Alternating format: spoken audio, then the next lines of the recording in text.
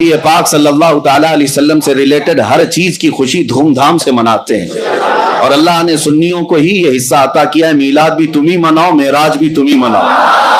ہاں، نبی پاک صلی اللہ تعالیٰ علیہ وسلم سے ریلیٹڈ ہر چیز تمہیں وراثت میں دی گئی ہے۔ ہاں، جن کا حصہ نہیں ہے، جن کا نصیبہ نہیں ہے، مولا نے انہیں دنیا میں بھی محروم رکھا ہے، اور انشاءاللہ قیامت میں دیکھنا ہے عرش حق ہے مسند رفعت رسول اللہ کی، دیکھنی ہے حشر میں عزت رسول اللہ کی، دیکھنی ہے حشر میں عزت رسول اللہ کی۔ حقیقت میں آپ کو بتاؤں، معراج کا واقعہ سنتے آتے ہیں ہم بچپن سے، اور پھر ہم اس کو دہراتے بھی ہیں، اس لیے کہ بچے جوان ہو رہے ہیں، جوان بوڑھے ہوتے جا رہے ہیں، اور حالات ایسے کہ روز روز نئی تحقیقات اور نئی نئی افواہیں، کسی کی طرف سے اعتراض، کسی کی طرف سے شک ڈالنا، لیکن یہ محفلیں ہر سال آتی ہیں اور ہمارے ذہنوں سے شک کے غبار کو دور کر کے یقین پیدا کرتی ہیں، اور ہم اپنے بچوں میں یہ عقیدہ ٹرانسفر کرتے جائیں گے، اور یہی بات بتاتے جائیں گے اپنے بچوں کو کہ نبی پاک صلی اللہ تعالیٰ علیہ وسلم کی معراج یہ صرف اور صرف ایک واقعہ نہیں ہے، ایک کسوٹی ہے پہچاننے کی، ایک کسوٹی ہے پہچاننے کی۔ مانتے ہو کہ نہیں مانتے ہو، یہ دیکھا جائے گا، کیونکہ میرے آقا صلی اللہ تعالیٰ علیہ وسلم کو اللہ نے بہت ساری خصوصیات عطا کی، سب حضور نے قوم میں نہیں بتائی، حضور کو بہت کچھ عطا کیا گیا ہے، سب امت کے سامنے میرے آقا نے نہیں بتائی، لیکن معراج کا سفر حضور کر کے آئے، بتانا کیا ضروری تھا؟ حضور کو اللہ نے نوازا ہے، نبی پاک صلی اللہ تعالیٰ علیہ وسلم کو قرب میں بلایا ہے، ساری نعمتیں اللہ نے اپنے حبیب کو عطا کی، لیکن آ کر کے میرے آقا نے امت کے سامنے رکھا کیوں، بتایا کیوں؟ اسی لیے کہ اب دیکھا جائے گا مومن کون ہے، منافق کون ہے، یہ بتانا حضور پاک صلی اللہ تعالیٰ علیہ وسلم کی سنت ہے۔ اور جو آج بھونکتے ہیں ان مولویوں کو میں کہتا ہوں، حضور نے معراج کا واقعہ خود بیان کیا، آج تک سنیوں کی مجلس سے جو عالم بیان کرتا ہے وہ میرے مصطفیٰ کی سنت پر عمل کرتا ہے۔ معراج کا واقعہ بیان کرنا خود میرے آقا صلی اللہ علیہ وسلم کی سنت مبارکہ ہے، ہم اس عظیم سنت کو زندہ کرنے آئے ہیں۔ میرے عزیزوں، معراج کا سفر جو ہے وہ حقیقت میں ایک معجزہ ہے، وہ ایک معجزہ ہے۔ معجزہ کسے کہتے ہیں؟ یہاں پر بہت ساری مجھے آج بحث کرنی ہے علمی اعتبار سے، دلائل کی روشنی میں، لیکن اس سے پہلے مختصر انداز میں واقعہ معراج کو عرض کیے دیتا ہوں۔ معراج کا سفر پہلے سن لیتے ہیں، اور اس پر آنے والے اعتراضات، چاہے وہ جدید ٹیکنالوجی کے دور میں سائنس کے اعتبار سے کوئی یا کسی بھی اپنی من گھڑت تعویلات کی بنیاد پر اعتراض کرتا ہے، تو ہم اس کا شافی و کافی جواب رکھتے ہیں۔ الحمدللہ نبی پاک صلی اللہ تعالیٰ علیہ وسلم کے اعلان نبوت کے بعد مسلسل کفار و مشرکین کی طرف سے تکلیفیں بڑھتی جاتی تھیں، ہر دن ایک نیا فتنہ، ہر دن صحابہ کی آزمائش۔ نبی رحمت صلی اللہ تعالیٰ علیہ وسلم کو کس طرح کی اذیتیں دی گئی، بائیکاٹ کیا گیا، سوشل بائیکاٹ کیا گیا، نبی پاک صلی اللہ علیہ وسلم کے غلاموں کو مارا گیا، قتل کیا گیا، شہید کیا گیا، سب دیکھا۔ نبی پاک صلی اللہ تعالیٰ علیہ وسلم نے اعلان نبوت کے 10ویں سال کے بعد غمگین تھے، آپ کا قلب اطہر غمگین تھا۔ اللہ رب العزت نے یہی 26ویں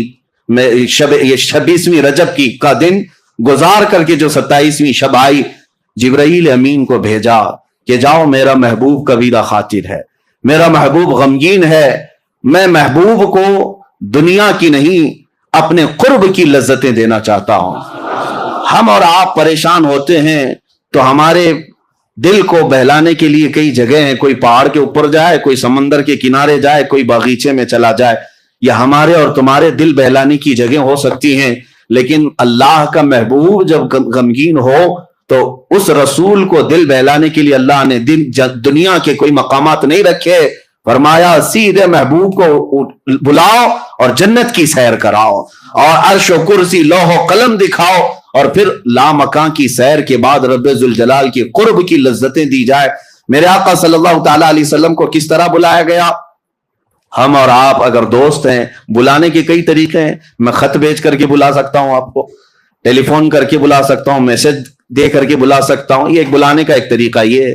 یا تو پھر آپ کو بلانے کے لیے بہت اعلیٰ محبت کا تقاضا یہ ہوتا ہے کہ اعلیٰ محبت کا تقاضا اپنی طرف سے کسی ایک کو قاصد بنا کر بھیجوں، اپنا معتمد کوئی ہو اسے قاصد بنا کر بھیجوں اور کہوں کہ آ جائیے، آپ تشریف لائی، یہ عزت کا اعلیٰ درجہ ہوتا ہے۔ اور اس سے بھی اعلیٰ درجہ یہ ہوتا ہے کہ چل کر نہ ہو، میں سواری بھی میں ہی بھیجتا ہوں، یہ محبت کا اعلیٰ درجہ ہوتا ہے۔ رب تبارک و تعالیٰ معراج کی رات جب اپنے محبوب کو بلایا، ویسے تو قرآن کی آیتیں ڈائریکٹ اتر رہی تھی، اللہ تبارک و تعالیٰ وہی فرما دیتا محبوب آ جاؤ میرے پاس، نہیں، عظمت اور محبت کا تقاضا یہ تھا، کائنات میں فرشتوں میں سب سے اعلیٰ جو ملائکہ اعلیٰ میں فرشتہ ہے وہ سید الملائکہ جبرائیل امین کو بھیجا گیا، جبرائیل امین کو بھیجا گیا، اور ساتھ میں براق سواری کو بھی بھیجا گیا۔ محبوب میرا جبرائیل کے اٹھانے کے بعد براق پر سواری کرتے ہوئے آئے، ورنہ میرے آقا صلی اللہ علیہ وسلم کو براق کی بھی ضرورت نہیں تھی، براق سواری کی بھی ضرورت نہیں تھی، کیونکہ براق ایک سواری ہے۔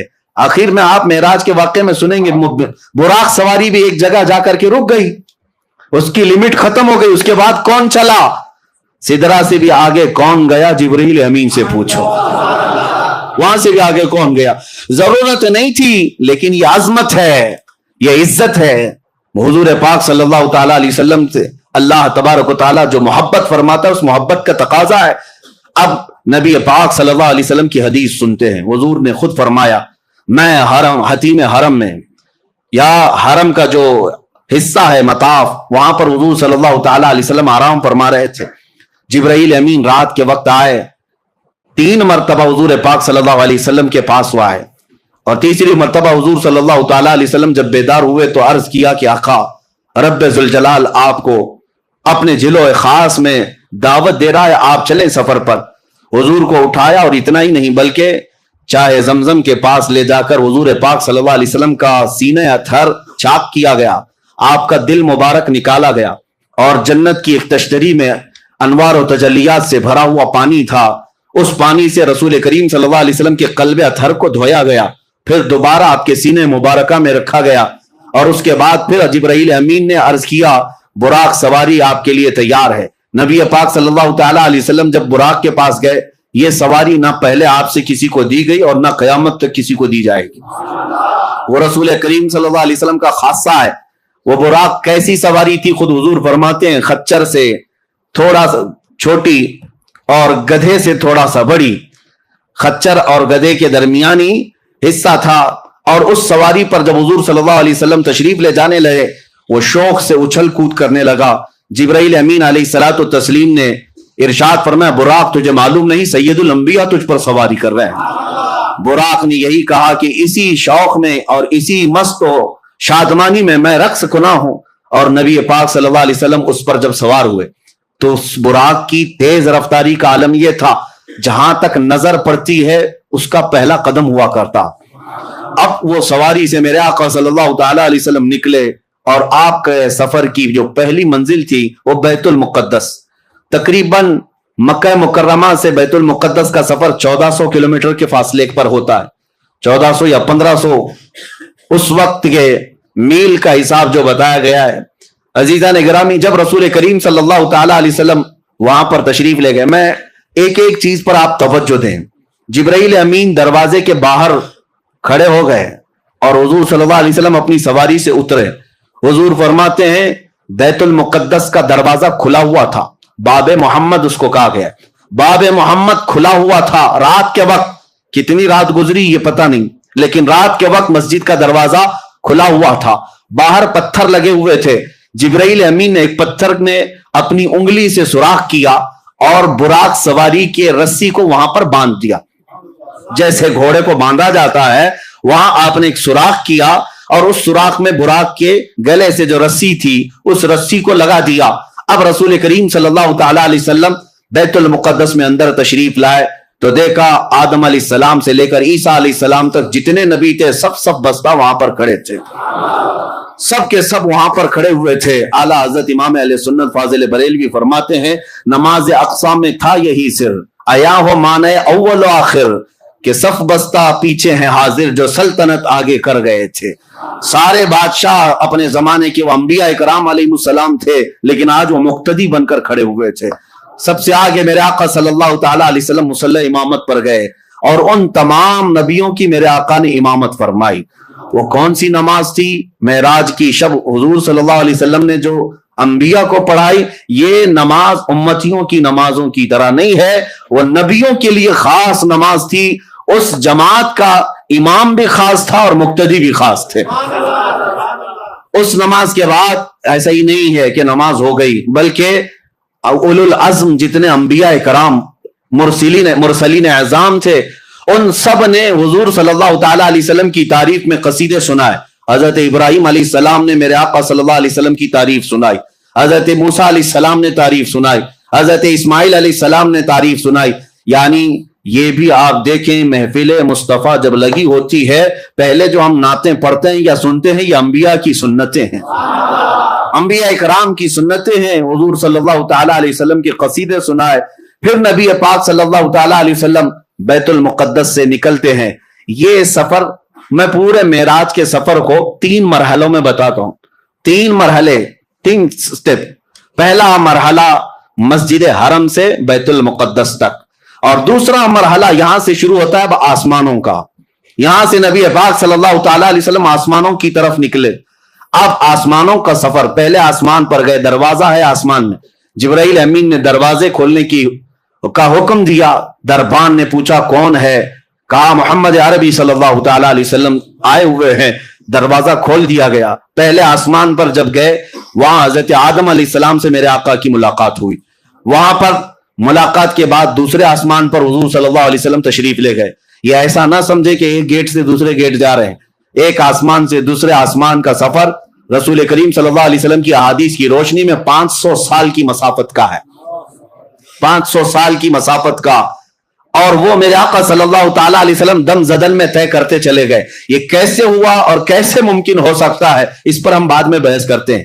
دوسرے آسمان پر جب نبی پاک صلی اللہ علیہ وسلم تشریف لے گئے، وہاں پر بھی دروازہ کھولا گیا۔ دوسرے آسمان پر عیسیٰ علیہ السلام اور یحییٰ علیہ السلام سے ملاقات ہوئی۔ تیسرے آسمان پر گئے رسول کریم صلی اللہ تعالی علیہ وسلم، وہاں حضرت یوسف علیہ السلام سے ملاقات ہوئی۔ چوتھے آسمان پر گئے، نبی پاک صلی اللہ تعالی علیہ وسلم کی وہاں پر ملاقات حضرت ادریس علیہ السلام سے ہوئی، حضرت ہارون علیہ السلام سے۔ پانچویں آسمان پر حضرت ادریس علیہ السلام سے ملاقات ہوئی۔ چھٹے آسمان پر اولو العزم پیغمبروں میں سے سیدنا کلیم اللہ موسیٰ علیہ السلام سے ملاقات ہوئی۔ ان کے بعد پھر 7ویں آسمان پر پہنچے۔ ہر آسمان کی شکل الگ، ہر آسمان کی حیت الگ، ہر آسمان کے دروازے الگ، ہر آسمان میں فرشتے بھی الگ۔ 7ویں آسمان پر جب گئے، نبی پاک صلی اللہ علیہ وسلم نے دیکھا ابو الانبیاء حضرت ابراہیم علیہ السلام وہاں پر تھے، ان سے ملاقات ہوئی۔ نبی پاک صلی اللہ تعالی علیہ وسلم نے سب سے ملاقاتیں کی، سب سے بات چیت بھی فرمائی، اور اس کے بعد سدرۃ المنتہا پہنچے۔ سدرۃ المنتہا کیا ہے؟ ایک بیری کا درخت، ایک ایسا درخت جس کی لمبائی چوڑائی کو تم تصور میں بھی نہیں لا سکتے، تصور میں بھی نہیں لا سکتے۔ یہ پوری دنیا اس کے ایک پتے کے برابر بھی نہیں، پوری دنیا اس درخت کے پتے کے برابر نہیں۔ سدرۃ المنتہا وہ ایک جھاڑی ہے جس کے ارد گرد اللہ کے تمام فرشتے ہیں۔ سدرۃ المنتہا یہ جبرائیل امین علیہ الصلوۃ والتسلیم کا آخری مقام ہے۔ وہاں پہنچنے کے بعد اب جتنے فرشتے اللہ تعالیٰ کے ہیں سب ہجوم در ہجوم آنے لگے، اور یہ حدیث پاک میں ہے، سارے فرشتے آ کر اللہ رب العزت کی بارگاہ میں عرض کرنے لگے، اے مولا، آج تیرا محبوب تیرے قرب کے اور تیرے وصال کی لذتیں پانے کے لیے سفر معراج پر آیا ہے، اس سے بہتر موقع ہمیں نہیں ملے گا، ایک بار تیرے حبیب کے دیدار کا موقع عطا کیا جائے۔ اللہ رب العزت کی طرف سے ملائے اعلیٰ تمام فرشتوں کو اجازت دی گئی۔ حضور صلی اللہ تعالی علیہ وسلم ارشاد فرماتے ہیں، میں سدرۃ المنتہا کے پاس تھا، فرشتے ہجوم در ہجوم آتے اور زیارت کرتے، درود پڑھتے اور نکلتے چلے جاتے۔ وہ کیسا سما تھا، وہ کیسا نور کا وہ ماحول تھا کہ اس لمحے، یہ کتنے لمحے گزرا، کتنا زمانہ گزرا، ہم میں سے کوئی ادراک نہیں کر سکتا، تصور نہیں کر سکتا۔ سدرۃ المنتہا کے سفر کے بعد یہ دوسرا مرحلہ ختم ہوا، یہ سیکنڈ سٹیپ، 3 سٹیپ میں بتا رہا ہوں۔ تیسرا مرحلہ سدرۃ المنتہا کے بعد براق کو بھی چھوڑ دیا گیا، جبرائیل امین بھی وہاں رک گئے، اور حضور صلی اللہ علیہ وسلم نے ان سے کہا کہ چلو جبرائیل آگے، تو جبرائیل کہنے لگے، لو دنوت انملتن، اگر میں ایک رائی کے دانے کے برابر بھی آگے بڑھ جاؤں تو اللہ کی تجلی سے میرے پر جل جائیں گے۔ اس سے زیادہ کی لمٹ نہیں ہے، اس سے آگے نہیں جا سکتا۔ آپ تشریف لے جائیں، آپ کا رب آپ کا حامی و ناصر ہے۔ نبی پاک صلی اللہ علیہ وسلم اس کے آگے کا جو سفر فرماتے ہیں، پھر بھی ابھی ایک سواری لائی گئی جس کو رف رف کہا گیا۔ رف رف یہ براق سے بھی کئی ہزار درجے تیز رفتار، براق سے کئی ہزار درجے تیز رفتار۔ اس میں جب نبی پاک صلی اللہ تعالی علیہ وسلم سوار ہوئے تو جہاں تک جبرائیل کی نظریں جاتی تھی وہاں تک رف رف گیا. پھر حضور صلی اللہ تعالی علیہ وسلم کو رف رف سے بھی اترنے کا حکم ہوا. رف رف سے جب آپ صلی اللہ علیہ وسلم اتر آئے تو اس سواری کو بھی چھوڑ دیا گیا. اب حکم ہوا کہ اب محبوب اکیلے جائیں, اس سے آگے اب کسی کا سفر نہیں ہے, اب آپ اکیلے جائیں. اب جس جگہ میرے آقا صلی اللہ علیہ وسلم گئے اس کو کہتے ہیں لا مکان. اس کو کیا کہتے ہیں؟ لا مکان. لا مکان کا مطلب ہوتا ہے مکان ہے ہی نہیں, جگہ ہے ہی نہیں. کیا بولو گے اس کو؟ اس کا نام کیا ہے؟ اس کا نام کیا؟ اچھا, اور دوسری بات, وہ کہاں ہے, کیسا ہے, کدھر ہے, یہ بھی نہیں پتا. ہم یہاں ہیں تو ہمارے جہتیں ہیں, 6 جہت مشہور ہے. جہت کس کو کہتے ہیں؟ ڈائریکشنز کو. ایک سامنے, ایک پیچھے, ایک دائیں, ایک بائیں, ایک اوپر, ایک نیچے. اس کو جہت کہتے ہیں. سامنے ہونا, پیچھے ہونا, دائیں ہونا, بائیں ہونا, اوپر ہونا, نیچے ہونا, یہ جہت ہے, یہ سمت ہے. نبی پاک صلی اللہ تعالی علیہ وسلم جہاں تشریف لے گئے وہاں کوئی جہت ہی نہیں, کوئی جہت نہیں. وہاں سامنے بھی نہیں کہہ سکتے, پیچھے بھی نہیں کہہ سکتے, دائیں بھی نہیں, بائیں بھی نہیں, اوپر بھی نہیں, نیچے بھی نہیں. یہ صرف مکان میں ہوتا ہے, لا مکان میں نہیں ہوتا. لا مکان میں جہتیں نہیں ہوتی. اسی کو اعلیٰ حضرت فرماتے ہیں خرد سے کہہ دو کہ سر جھکا لے. خرد کہتے ہیں عقل کو, عقل کے گھوڑے دوڑانے والوں, خرد سے کہہ دو کہ سر جھکا لے. یہاں جہت کو پڑے ہیں لالے, یعنی جہت جو ہے سمت ان کو خود ہی نہیں معلوم. اعلیٰ حضرت فرماتے ہیں یہاں جہت کو پڑے ہیں لالے, کسے بتائیں کدھر گئے تھے نبی پاک صلی اللہ تعالی علیہ وسلم, کدھر گئے تھے کون بتائے؟ ادھر گئے تھے کہ ادھر گئے تھے, ادھر گئے تھے کہ ادھر گئے تھے. اعلیٰ حضرت فرماتے ہیں ادھر ادھر بھی مکان میں ہے, لا مکان میں ہے ہی نہیں. لا مکان میں ادھر ادھر بھی نہیں, یہاں وہاں بھی نہیں, بلکہ وہ لا مکان ہے. اب رسول پاک صلی اللہ علیہ وسلم کا وہ نوری سفر یہ تیسرے مرحلے کا ہے. اب میں آپ کو بتاؤں 3 سفروں کے لیے 3 الگ الگ شان میرے مصطفیٰ کو دی گئی ہے, الگ الگ شان. ظاہر سی بات ہے میں آپ کو بتاؤں ہر سفر کے کپڑے الگ ہوتے ہیں, ہر سفر کے کپڑے الگ ہوتے ہیں. کشمیر جاؤ تو ٹھنڈی کا لباس لے کے جاؤ. ہاں اکثر ٹھنڈیوں کے موسم میں یوں ہی نہیں جاتے, کسی گرم جگہ پر جا رہے ہو تو وہاں کے کپڑے الگ ہوتے ہیں. ہر جگہ کے کپڑے الگ ہوتے ہیں. جہاں کا سفر کرنا ہے ویسا لباس, ویسا کھانا. اب نبی پاک صلی اللہ تعالی علیہ وسلم کے اس سفر میں ائمہ اکرام نے فرمایا پہلا سفر جو تھا وہ عالم بشریت کا تھا, مسجد حرم سے مسجد اقصی تک. یہ عالم بشریت کا سفر تھا, بشریت کا.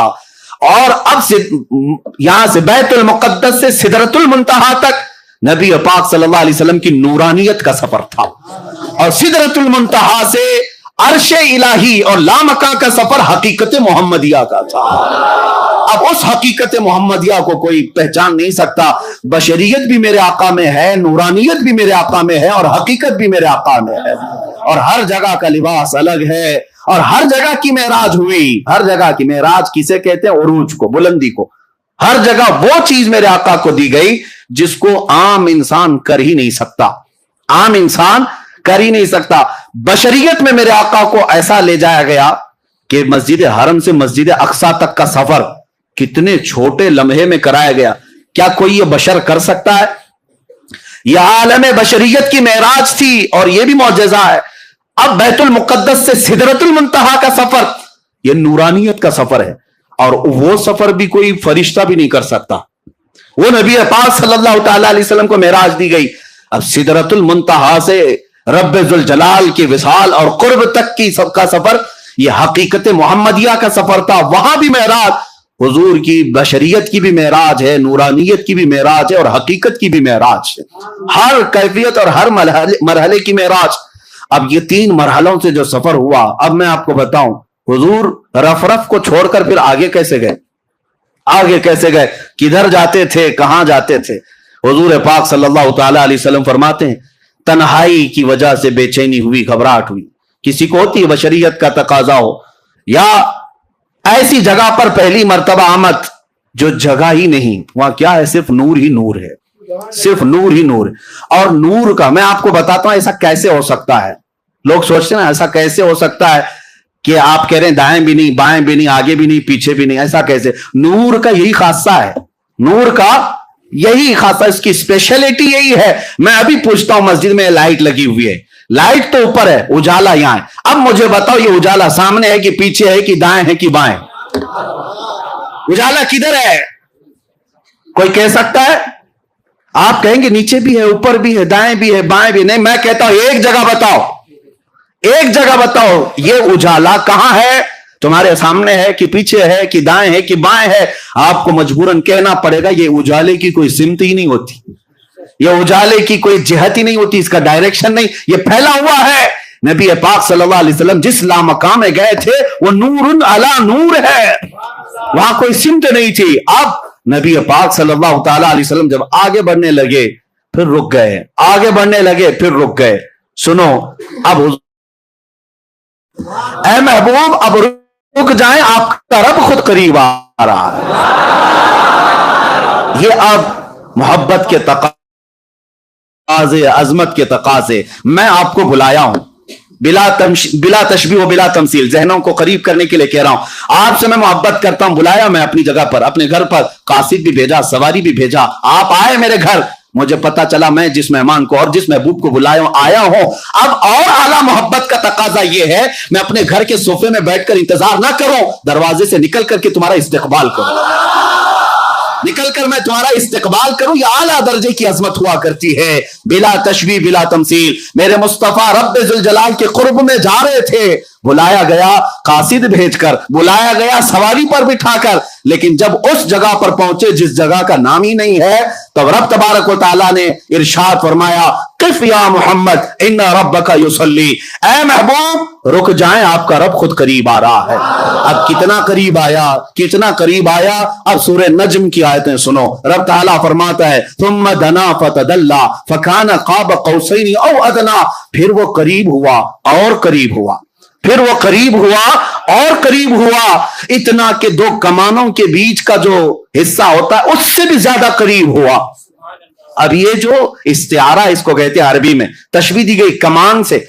कमान क्यों? ये बहुत ही नफीस बात है इसके अंदर, कमान से भी ज्यादा करीब हुआ। आप कभी सुने आप अपनी जुबान में कि कमान से भी ज्यादा करीब है? क़ाब क़ौसैन, ये कुरान पाक सूरह नज्म में कौसैन कहते हैं, तीर कमान तो देखा होगा ना। हाँ, कमान जो है वो इस तरह से गोल, हाफ स्क्वायर, हाफ दायरा, हाफ सर्कल। ये जो कमान है इससे तशबीह क्यों दी गई? एक दो कमानों से भी कम का फासला रह गया।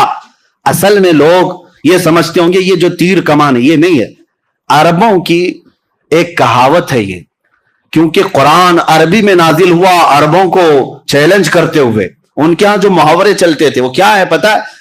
अरब कबीलों में, अरब खानदानों में एक दस्तूर था, दो खानदान वाले जब सुलह करते, जब दो खानदान वाले कोई मुआहदा करते, एग्रीमेंट करते कि आज से हम और आप सगे भाई की तरह है, मोहब्बत में हम एक दूसरे से बहुत करीब हैं, तो क्या करते थे पता है? एक खानदान का लीडर दूसरे खानदान का लीडर दोनों मैदान में आते और दोनों के हाथ में कमान होते थे। तवज्जो से सुने, दोनों के हाथों में कमान होते और तीर भी होते। दोनों मोहब्बत का एग्रीमेंट कर रहे हैं, दोनों दो खानदानों में जब सुलह होती और मोहब्बत का मुआहदा होता तो ये करते, दोनों कमान लेकर के मैदान में आते। अब क्या करते? इस कबीले वाला अपना कमान उसको देता, उसका कमान खुद लेता, बदल होते, अदल बदल। ये उस कबीले की कमान लेता और वो उस कबीले की कमान लेता। अब क्या करते?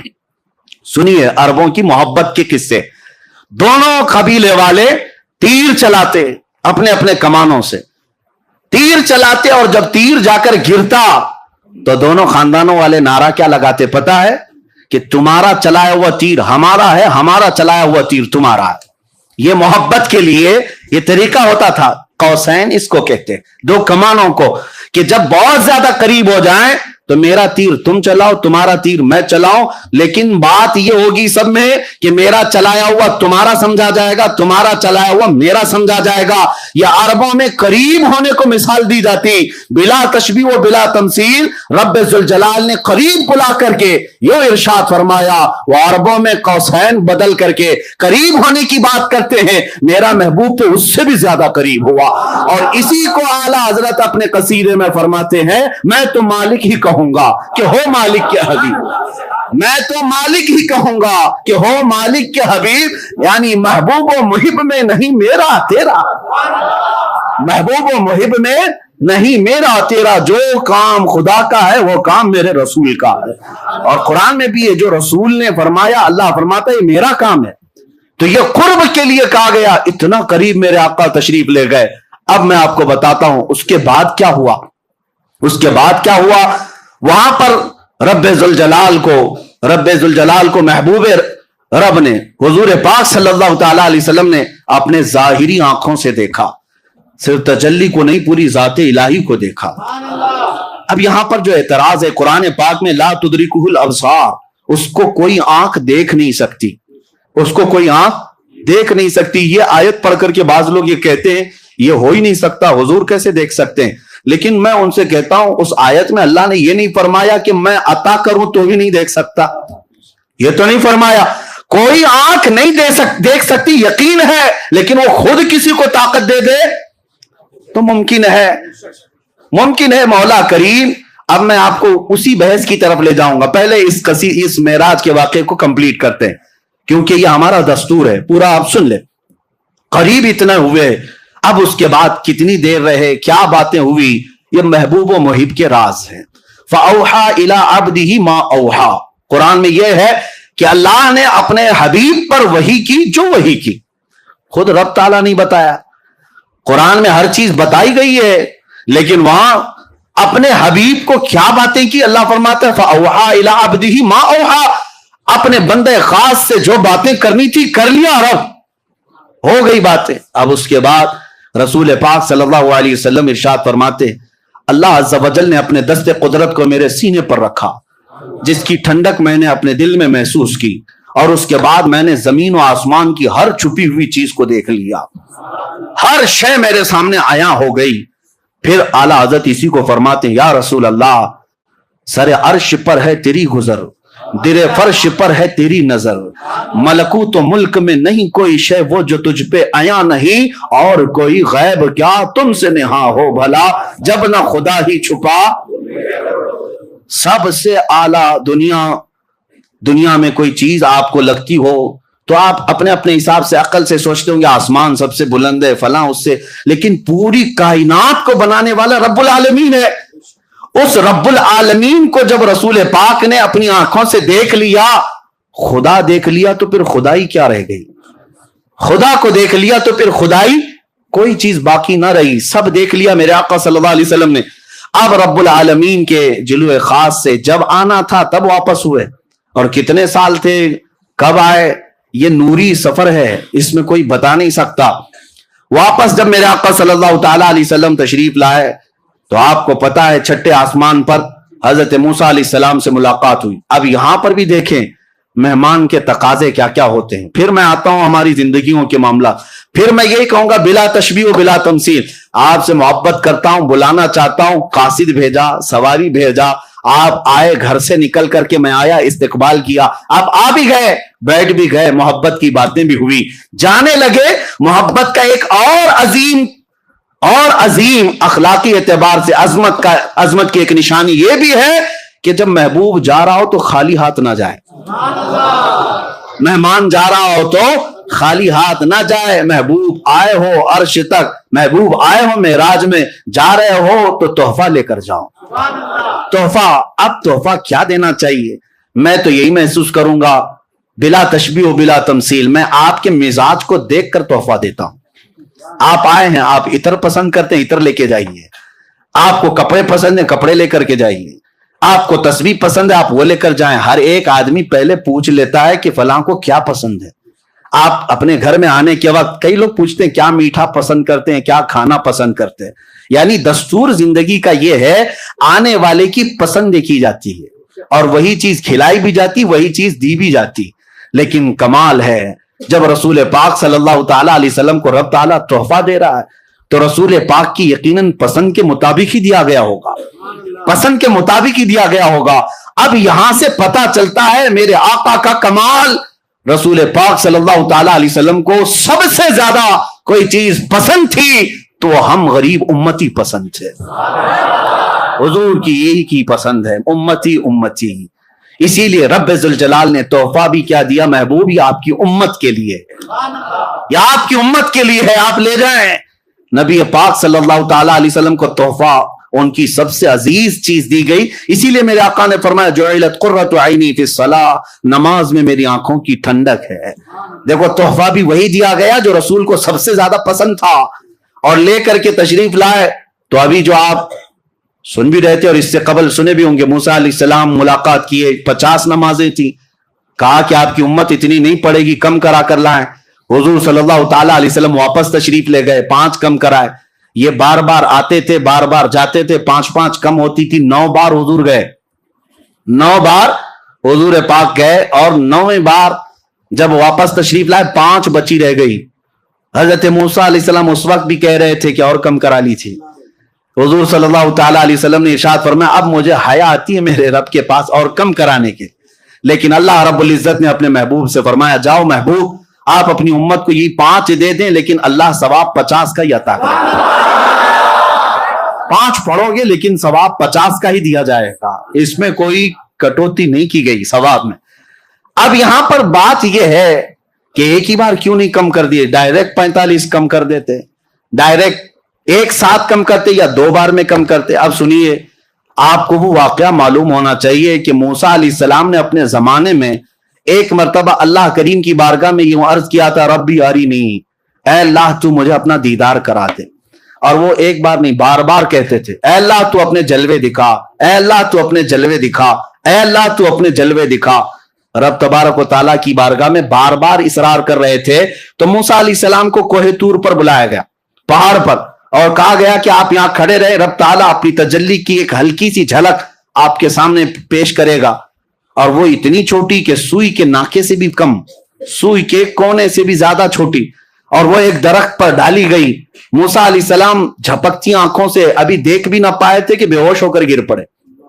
قرآن پاک میں بھی یہ موجود ہے، فلما تجلی ربہ للجبل جعلہ، فلما تجلی ربہ، جب اللہ تبارک و تعالیٰ نے اپنی تجلی کو ظاہر فرمایا، خر موسیٰ صعقا، موسیٰ علیہ السلام بے ہوش ہو کر گر پڑے، اور اس کے بعد پھر اٹھے تو کہا سبحانک تبت الیک، تو بہت بلند و بالا ہے میرے مولا، میں تیری طرف واپس آتا ہوں، یعنی اس بات کی طرف سے میں واپس آ جاتا ہوں، اب تمنا نہیں کر پاؤں گا۔ اب موسیٰ علیہ السلام نے بار بار اصرار کیا تھا رب کو دیکھنے کی، لیکن نہیں دکھایا گیا۔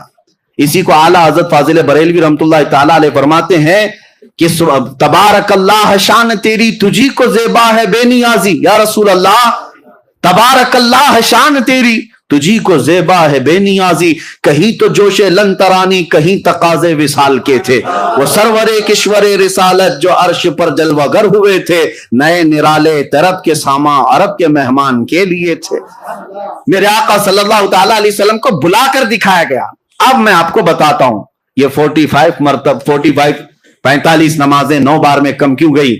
فقہاء کرام اور شارحین فرماتے ہیں موسیٰ علیہ السلام نے جو اصرار کیا تھا نا اے اللہ تو دکھا دے، اپنا دیدار کرا دے، کتنی بار کیا تھا؟ 1 بار 2 بار 3 بار، موسیٰ علیہ السلام نے ٹوٹل 9 بار مانگا تھا کہ اے اللہ تو اپنا دیدار کرا دے، کتنی مرتبہ؟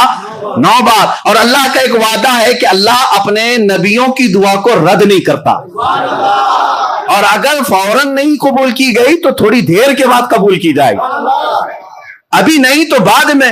موسیٰ علیہ السلام نے 9 بار کہا تھا کہ مولا تو اپنا دیدار کرا دے، اپنا دیدار کرا دے، اپنا دیدار کرا دے۔ ان کی ہر دعا کو اللہ نے محفوظ کر رکھا تھا، ہر دعا کو اللہ نے محفوظ کر رکھا تھا۔ اے موسیٰ وہ وقت بھی آئے گا جب تجھے جلوے دکھائے جائیں گے، لیکن جب وہ وقت آیا معراج کا، اب رب تبارک و تعالیٰ اپنے حبیب کو جب بھیجا زیارت کے بعد، 6 آسمان پر موسیٰ علیہ السلام سے ملاقات ہوئی تو رب کا یہی حکم تھا موسیٰ تم بظاہر اپنی آنکھوں سے ڈائریکٹ تو نہیں دیکھ سکتے تھے، اپنے حبیب کی آنکھوں میں اب میرے جلوے دیکھو۔ حبیب میری زیارت کیے آ رہا ہے، نظارے اپنی آنکھوں میں لیے آ رہا ہے، موسیٰ تم ڈائریکٹ تو نہیں دیکھ سکتے تھے، حبیب کی آنکھوں سے اپنے مولا کا دیدار کرو۔ ہم وسیلے والے اسی لیے ہیں میرے عزیزوں، اگر اعلیٰ حضرت کو پڑھو کہتے ہیں بخدا خدا کا یہی ہے در، بخدا خدا کا یہی ہے در، نہیں اور کوئی مفر مخر، جو وہاں سے ہو یہی آ کے ہو، جو یہاں نہیں تو وہاں نہیں۔ جو یہاں نہیں تو اعلیٰ حضرت نے سچ فرمایا حضور کے پاس جاؤ تبھی دروازے کھلیں گے. یہی دروازہ رحمت ہے جو رب تک تمہیں پہنچانے والا ہے. اور شارٹ کٹ بھاگنے کی کوشش کرو گے تو کٹی پتنگ نہ جانے کہاں گر جاؤ گے, نہ جانے کہاں گر جاؤ گے. اور ہم نے دیکھا ہے جن کی ڈور کٹی ہوئی ہے آج وہ بیچارے کسی کی دھوتی میں کسی کی ساڑی میں. ہاں دیکھیں آج پتا نہیں اس کو بھی راضی کرنا اس کو بھی راضی کرنا ہے, اور سب کو راضی کرتے کرتے ایسی حالت ہو گئی دھوبی کا کتا, نہ گھر کا نہ گھاٹ کا, نہ ادھر کے رہے نہ ادھر کے رہے, نہ خدا ہی ملا نہ وصال صنم. ہاں بیچ میں بات آ گئی, میں عرض کر رہا ہوں میرے عزیزو یاد رکھو راضی کرنا ہو اپنے حبیب کو راضی کرو, راضی کرو. وہ مولا تمہارے ایک سجدے سے راضی ہوتا ہے. وہ ایک سجدہ جسے تو گراں سمجھتا ہے 1000 سجدوں سے دیتا ہے آدمی کو نجات. اقبال نے سچ کہا تھا, ایک سجدہ دل کے ساتھ میرے مولا کی بارگاہ میں کر لو, ہر جگہ مولا جھکنے سے محفوظ رکھے گا, ہر جگہ تمہارے سر کو محفوظ رکھے گا. ابھی ابھی آپ نے سنا ہوگا دھرم سنسد کے نام پر کچھ پاکھنڈی مولوی, آپ پہلے پاکھنڈی پجاری ہوتے تھے اور پاکھنڈی مولوی بھی ہیں, وہ غدار ہیں جماعت کے, داڑیاں بھی ہیں ٹوپیاں بھی ہیں اور بڑے نامچین نام رکھتے ہیں اور پورے ہندوستان کی نمائندگی کرنے کی بات کرتے ہیں. لیکن انہوں نے کیا کیا, ابھی ایک محفل بلائی دھرم سنسد کے نام پر, شاید ہو سکتا ہے خبریں نہیں دیکھ رہے ہو آج کل یا پہنچی نہیں ہوں گی, اللہ کرے کہ نہ ہی پہنچے, اس لیے کہ دلوں کے اندر ایسی چیزیں پیدا ہو جاتی ہیں, اللہ ہی بچائے ان ظالموں کی وجہ سے. یہ جماعت دیوبند کے بڑے قائدین علماء کی بات کر رہا ہوں جن کے پیچھے پوری جماعت چلتی ہے, اور در سنسد بلا کر پنڈت بھی ہیں, سکھ بھی ہیں, جین بھی ہیں, بلایا تو بلایا, ہمیں اس سے کیا ہے, جس کو بلانا ہے سب کو بلاؤ. لیکن بیٹھے بیٹھے مولوی صاحب کہنے لگے اللہ بھی ایک ہی ہے, اوم بھی ایک ہی ہے, جو اللہ کہے گا وہ بھی ٹھیک ہے, اوم کہے گا وہ بھی ٹھیک ہے, سب ایک ہی ہے. یہی میں کہتا ہوں کہ کچھ کو راضی کرنے کے لیے انہوں نے کیا تو سٹیج پر کہ یہ بھی راضی ہو جائیں, حکومت پر بیٹھے ہوئے کتے تھوڑے سے ہمیں بھی ٹکڑے ڈال دیں, اسی لیے تو کیا. لیکن ہوا کیا, وہیں سے چھوڑ کر کے سارے چلے گئے اور کہا مولوی صاحب تمہارے قصے ہم نہیں سنیں گے. اللہ کی پناہ, تم ان کو راضی کرنے کے لیے کہاں سے کہاں گر پڑے, کہاں سے کہاں گر پڑے, نہ ادھر کے رہے نہ ادھر کے رہے. اسی لیے 100 سال پہلے میرے اعلیٰ حضرت نے سمجھایا تھا, ہاں اے لوگو بیدار رہو, آنکھ سے کاجل صاف چرا لیں یہاں وہ چور بلا کے ہیں. تیری گٹھری تاکی ہے اور تو نے نیند نکالی ہے, سونا جنگل رات اندھیری چھائی بدلی کالی ہے, سونے والوں جاگتے رہیو چوروں کی. ہاں یہ وہی چور ہیں, یہ وہی چور ہیں. آنکھ سے کاجل صاف چرا لیں, کیا مطلب ہے, کاجل کوئی چراتا ہے, کاجل کوئی چراتا ہے. پولیس اسٹیشن میں جا کر پوچھو کیا آپ کے پاس اب تک کوئی ایسا کیس رجسٹرڈ ہوا کہ کوئی چور جو ہے کسی کا کاجل چرا کے گیا ہو. شاید کوئی تھانے دار کہے گا کہ نہیں ایسا تو کوئی کیس نہیں آیا, لیکن یہاں آتا ہے کیس. اعلیٰ حضرت فرماتے نہیں ہے کاجل چراتے ہیں. اعلیٰ حضرت نے استعارہ لیا, آنکھ سے کاجل صاف چرا لیں, اس کا مطلب یہ ہے مومن کی آنکھ کا کاجل عشق مصطفیٰ ہوا کرتا ہے. یہ سرمے کی بوتل کاجل کی ڈبیا نہیں مراد ہے, ہر مومن کی آنکھ کا کاجل, آنکھ کا سرما میرے مصطفیٰ کا عشق ہے اور وہ تمہاری آنکھوں میں لگا ہوا ہے. اور اس کاجل کو چرانے والے چور گلی گلی گٹھری لے کر گھومتے ہیں اور آتے اللہ رسول کی باتیں, اللہ رسول کی باتیں, کہاں لے جا کر کے چھوڑ رہے ہو. اسی لیے میرے عزیزوں ہمارے بزرگوں نے ایک بہت اچھی بات سنائی تھی کہ بگولا جو ہے بہت سفید رہتا ہے, بڑا خوبصورت دکھتا ہے.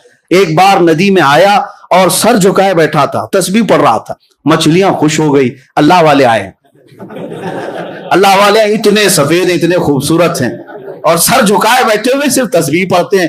چھوٹی چھوٹی مچھلیاں تھی, نئی مچھلیاں تھی, انہیں پتا نہیں کہ بگولا کیسے شکار کرتا ہے, انہیں معلوم نہیں.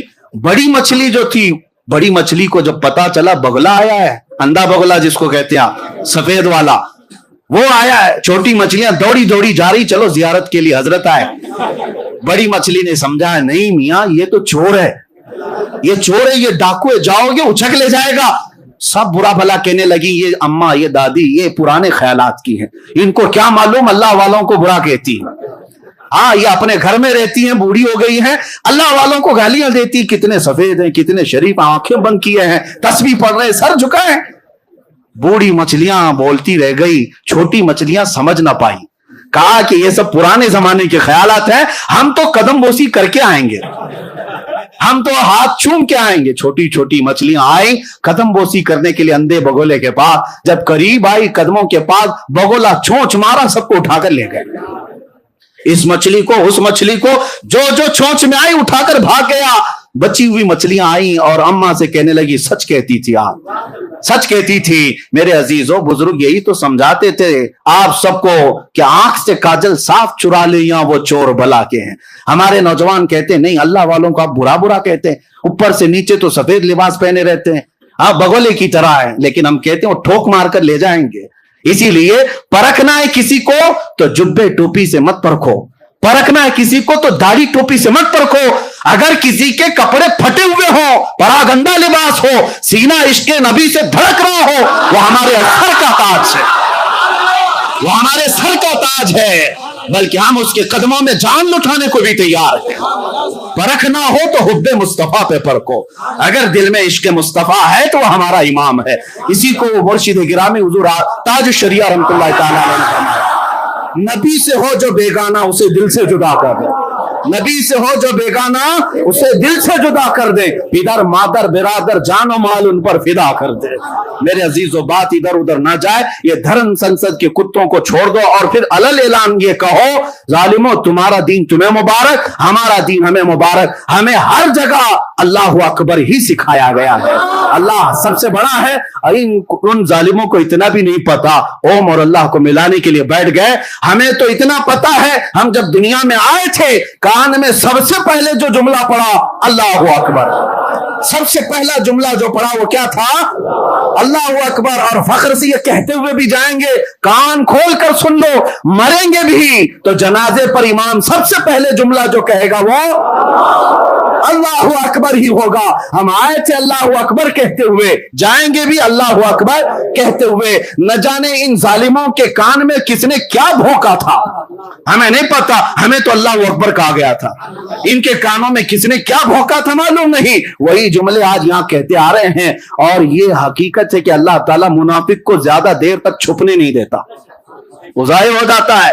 लोगों पहचान लो ये दीन के दलालों को, गद्दारों को, मुनाफिकीन को, और अपने आप को उनसे अलग करो। और उनको अगर ये लगता है आज जो सख्ता में उसके पीछे चलना चाहिए, उसकी हमदर्दी लेने के लिए थोड़ा बहुत उसके झंडे भी लहराना चाहिए, उसकी जमात में भी जाना चाहिए, थोड़ा उनकी दावत भी करना चाहिए, इसलिए कि माहौल उनका है, माहौल उनका है। जो इस तरह की बात कहते हैं उनको मुंह पे कहो, गिरगिट हो तुम, गिरगिट हो, जैसा रंग वैसा तुम्हारा चेहरा बदलता है।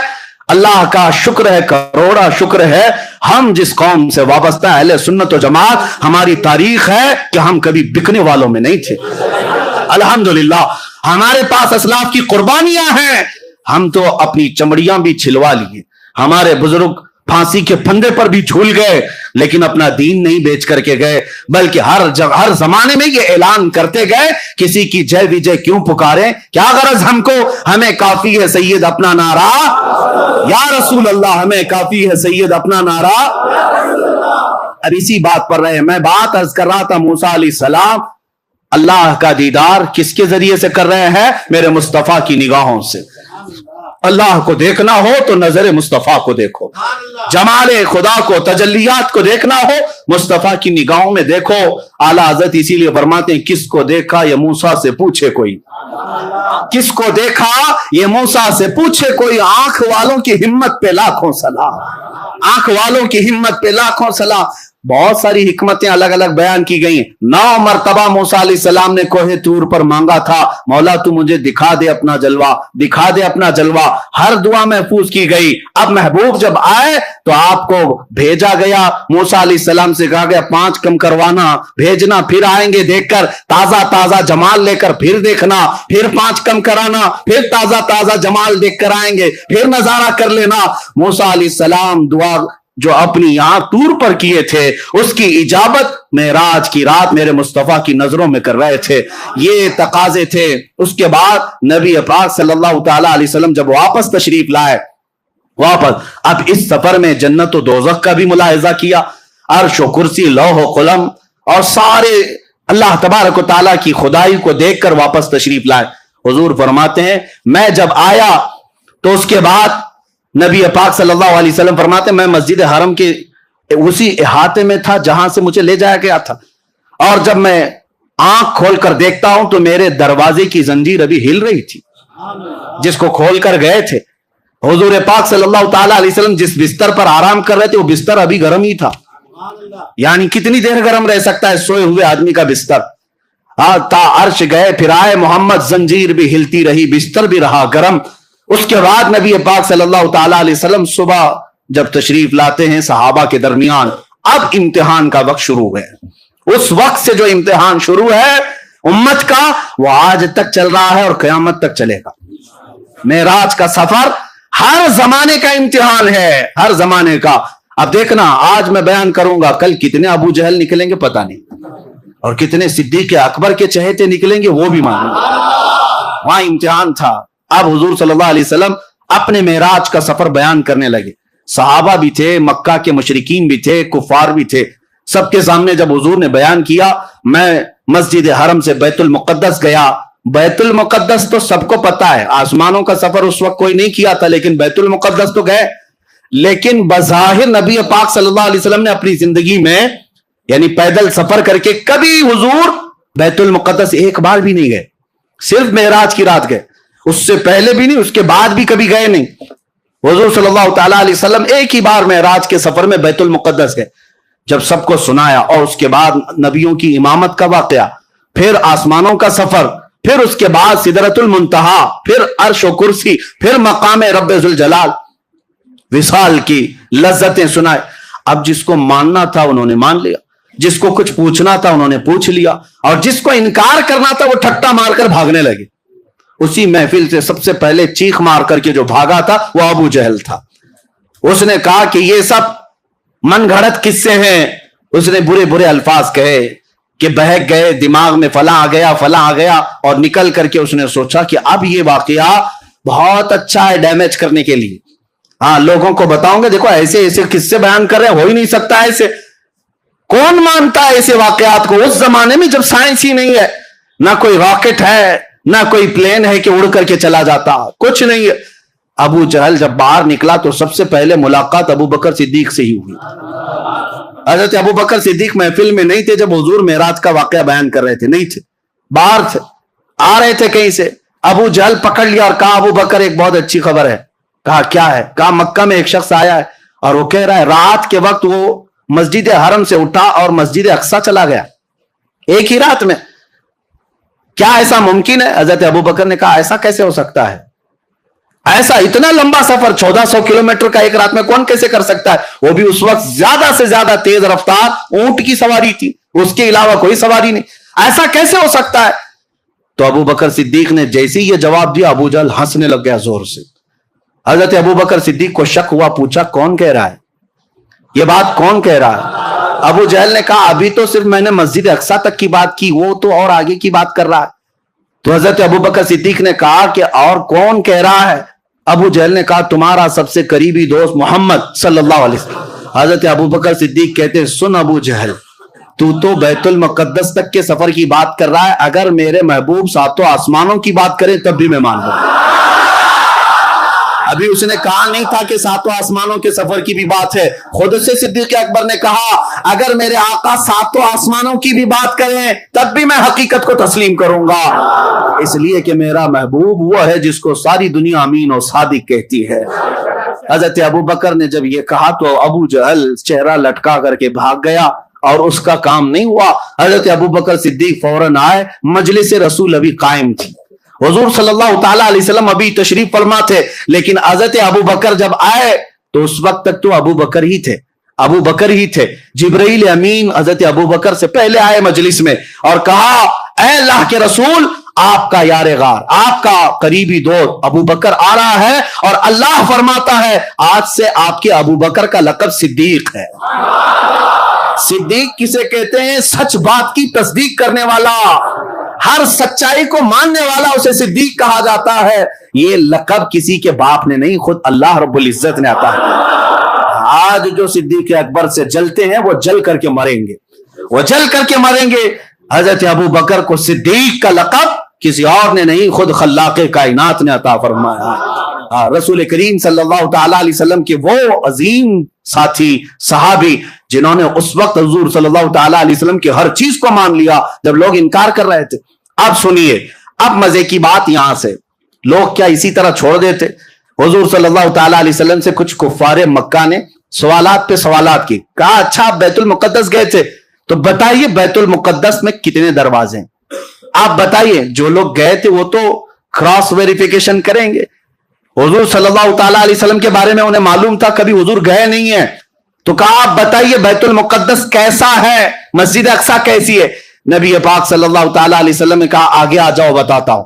जब आगे आए नबी पाक सल्लल्लाहु ताला अलैहि वसल्लम ने फरमाया इतने दरवाजे हैं, इतनी खिड़कियां हैं, हर मेहराब का डिजाइन ऐसा है, छत ऐसी है, सफ ऐसी है, मेहराब यहां है, मेहराब मरियम उधर है, मेहराब जकरिया इधर है, मेहराब यहया इधर है। मियां हम 10 साल इस मस्जिद में नमाज पढ़े, बाहर घर में जाकर के अभी आपको पूछे मस्जिद में कितनी खिड़कियां हैं, आप कहेंगे नमाज पढ़ने जाता हूं, खिड़कियां देखने थोड़ी ना, आप यही कहेंगे। अभी आप बताओ, आंख नीचे करके बताओ ऊपर छत पे कितने पंखे लगे हैं, बता पाओगे?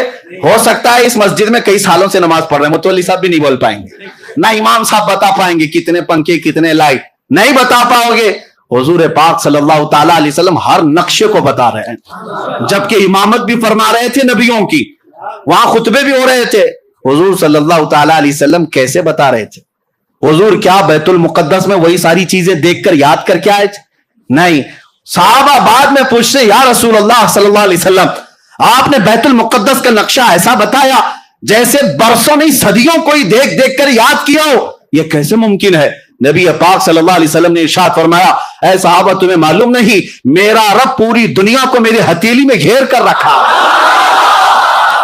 जब मैं जिस चीज को चाहूं हथेली की तरह देखता हूं। जब मुझे बैतुल मुकद्दस को बताना था, बैतुल मुकद्दस का हर नक्शा मेरी हथेली से ज्यादा मेरे सामने आया था। इसीलिए सुन्नी कहते हैं हम यहां से पुकारे वो वहां से सुने, मुस्तफा की समाअत पे लाखों सलाम। और यही तो सुन्नियों का अकीदा है, मजलिस यहां सजाते हैं देखते मेरे आका मदीने से भी।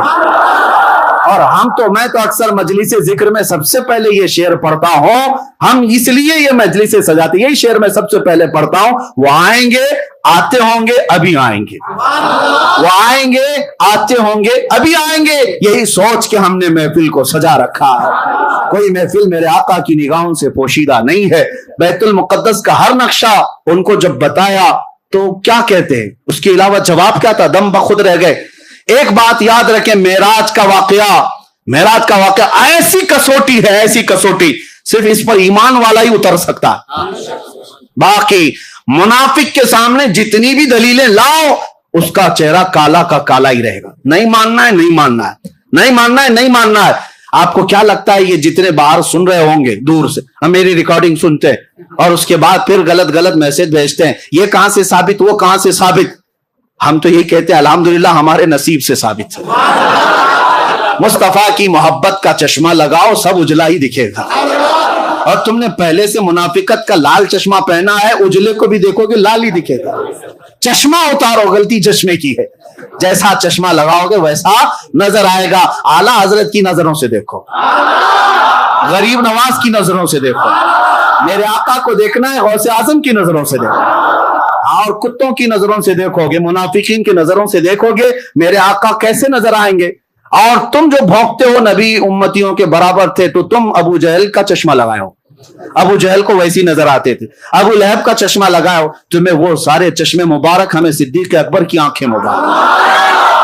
हसन बिन साबित की नजरों से देखो, फिर दुनिया पुकार कर कहेगी वो अहसनु मिनका लम तरा कत्तु आइनी व अजमलु मिनका लम तलिदिन निसाओ। या रसूल अल्लाह आपसे ज्यादा हसीन मेरी आंखों ने देखा ही नहीं, आपसे ज्यादा खूबसूरत किसी मां ने जना ही नहीं।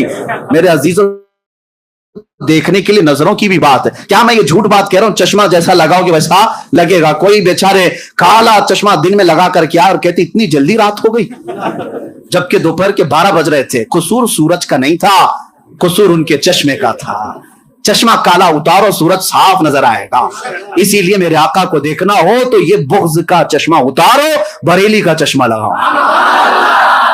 इश्क मुस्तफा का चश्मा लगाओ, फिर देखो मकाम मुस्तफा नजर आएगा। तुम इधर उधर की कहते रहोगे हुजूर को ये नजर नहीं आता, वो नजर नहीं आता, ये सब तुम्हारे चश्मे का कसूर है। बरेली का चश्मा लगाते ही जुबान कहने लगती है सरवर कहूं कि मालिक और मौला कहूं, बागे खलील का गुले ज़ेबा कहूं तुझे, हैरान हूं मेरे शाह मैं क्या क्या कहूं तुझे, लेकिन रज़ा ने खत्म सुखन इस पे कर दिया, खालिक का बंदा खल्क का।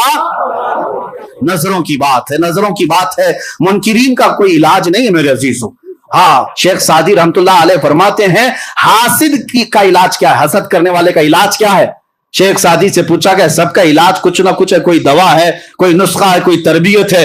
शेख सादी से पूछा गया हासिद का इलाज क्या है, फरमाते हासिद का इलाज ये कि मर जाए, मौत ही इलाज है, मरने से पहले तक वो सुधरेगा नहीं। हाँ, मौत इलाज है, उससे पहले उस आदत से छुटकारा मुमकिन नहीं है। अब सुनो, हुजूर पाक सल्लल्लाहु तआला अलैहि वसल्लम ने बैतुल मुक़द्दस के पूरे मनाजिर बता दी।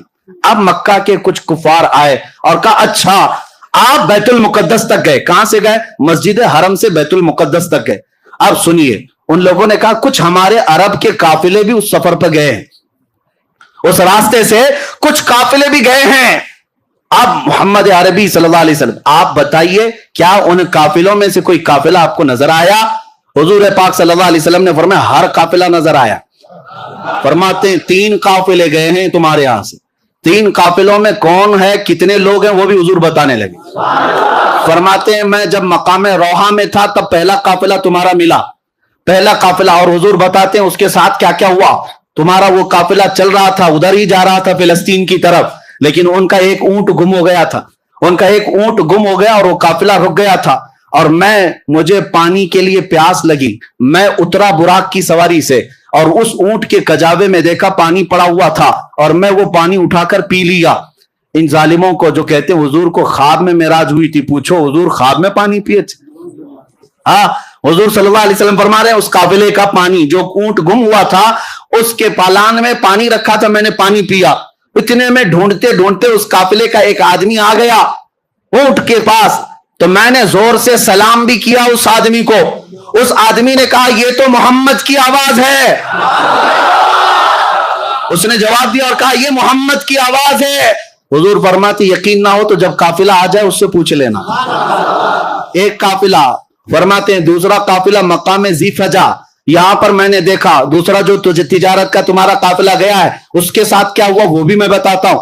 हुजूर सल्लल्लाहु अलैहि वसल्लम फरमाते हैं दूसरा काफिला जब मेरी बुराक की सवारी उसके पास से गुजर रही थी, एक ऊंट ऐसा है जिसके ऊपर 2 भाई बैठे हुए थे, 2 करीबी दोस्त भी थे, भाई भी थे, और वो दोनों एक ही ऊंट पर बैठे हुए थे। मेरी बुराक की सवारी उस ऊंट के पास से गुजरी तो ऊंट भिदक गया।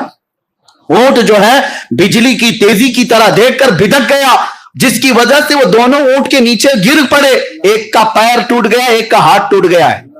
हुजूर ने फरमाया और उन्होंने मरहम पट्टी की हुई है, यकीन ना हो तो काफिला जब आ जाए तब पूछ लेना। ये भी बताया। उसके बाद हुजूर सल्लल्लाहु तआला अलैहि वसल्लम ने फरमाया तीसरा काफिला मक्का में तलवीन में था। मक्का के कुफार ने कहा उसका भी कुछ बताइए, वो क्या था। हुजूर सल्लल्लाहु अलैहि वसल्लम फरमाते हैं उस काफिले में सबसे आगे एक लाल धारी वाला ऊंट चल रहा है और सबसे आगे उसके पीछे काली धारी वाला ऊंट, और पूरे सफर में यही 2 ऊंट सारे ऊंटों की लीडिंग कर रहे थे, क़यादत कर रहे थे।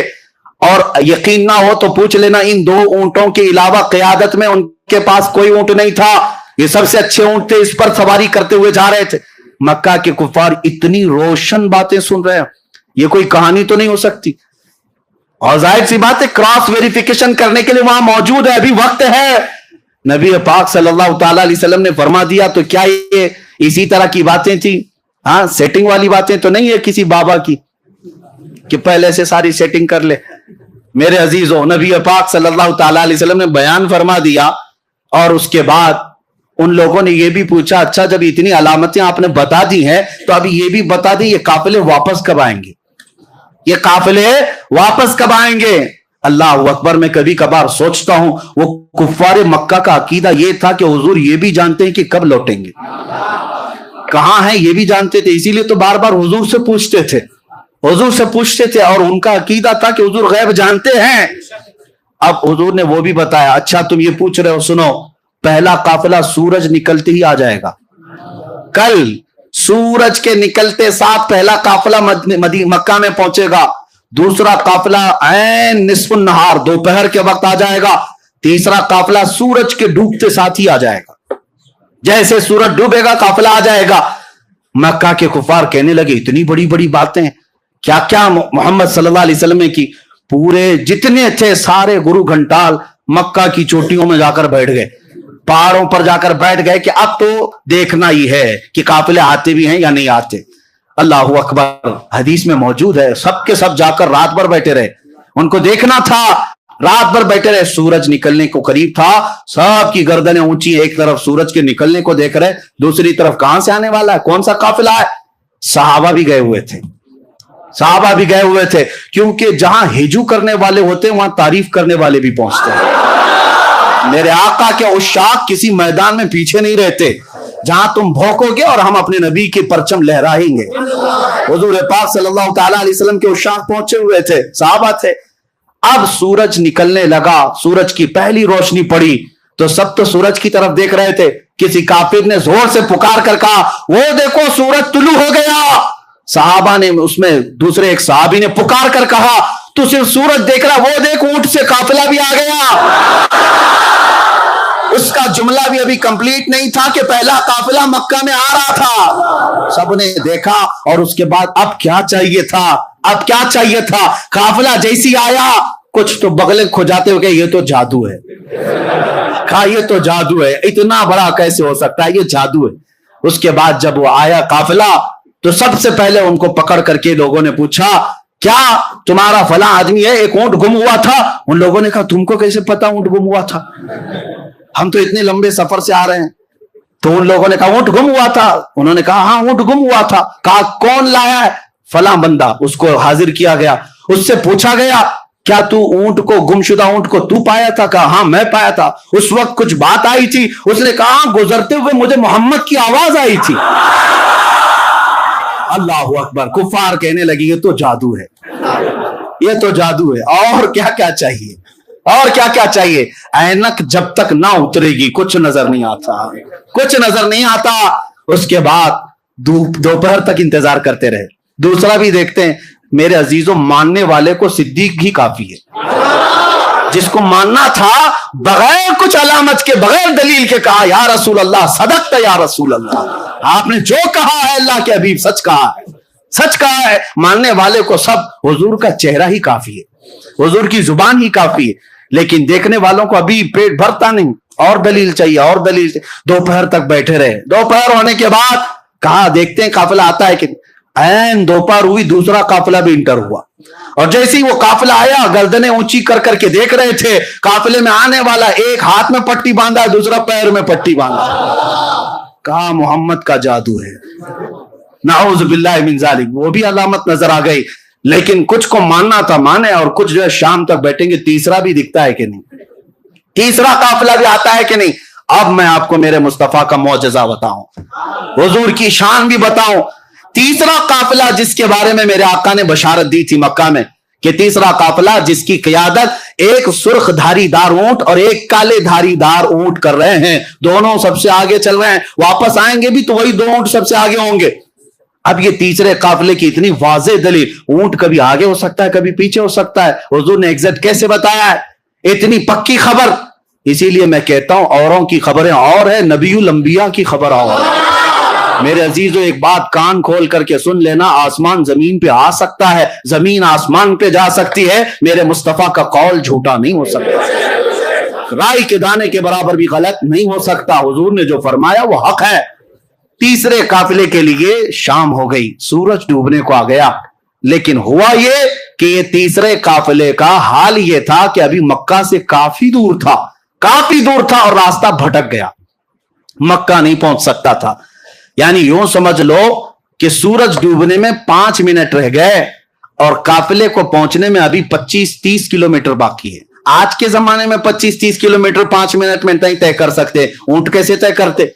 इतना ही बाकी रह गया और ऊंट, वो काफिला रास्ता भटक गया।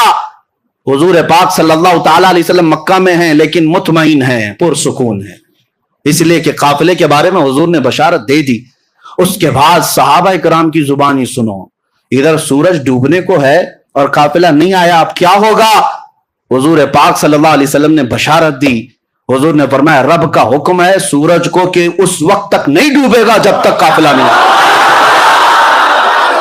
सबसे आखिरी किनारे पर सूरज जाकर रुका है, डूबना है सूरज को। मौला का हुक्म है सूरज उस वक्त तक डूब नहीं सकता जब तक मेरे हबीब का कौल सच्चा नहीं होता। वो रब्बे जुल जलाल है। इसी को आला हज़रत फरमाते हैं दो आलम की रजा चाहते हैं, खुदा की रजा चाहते हैं दो आलम, खुदा चाहता है रज़ाए मोहम्मद।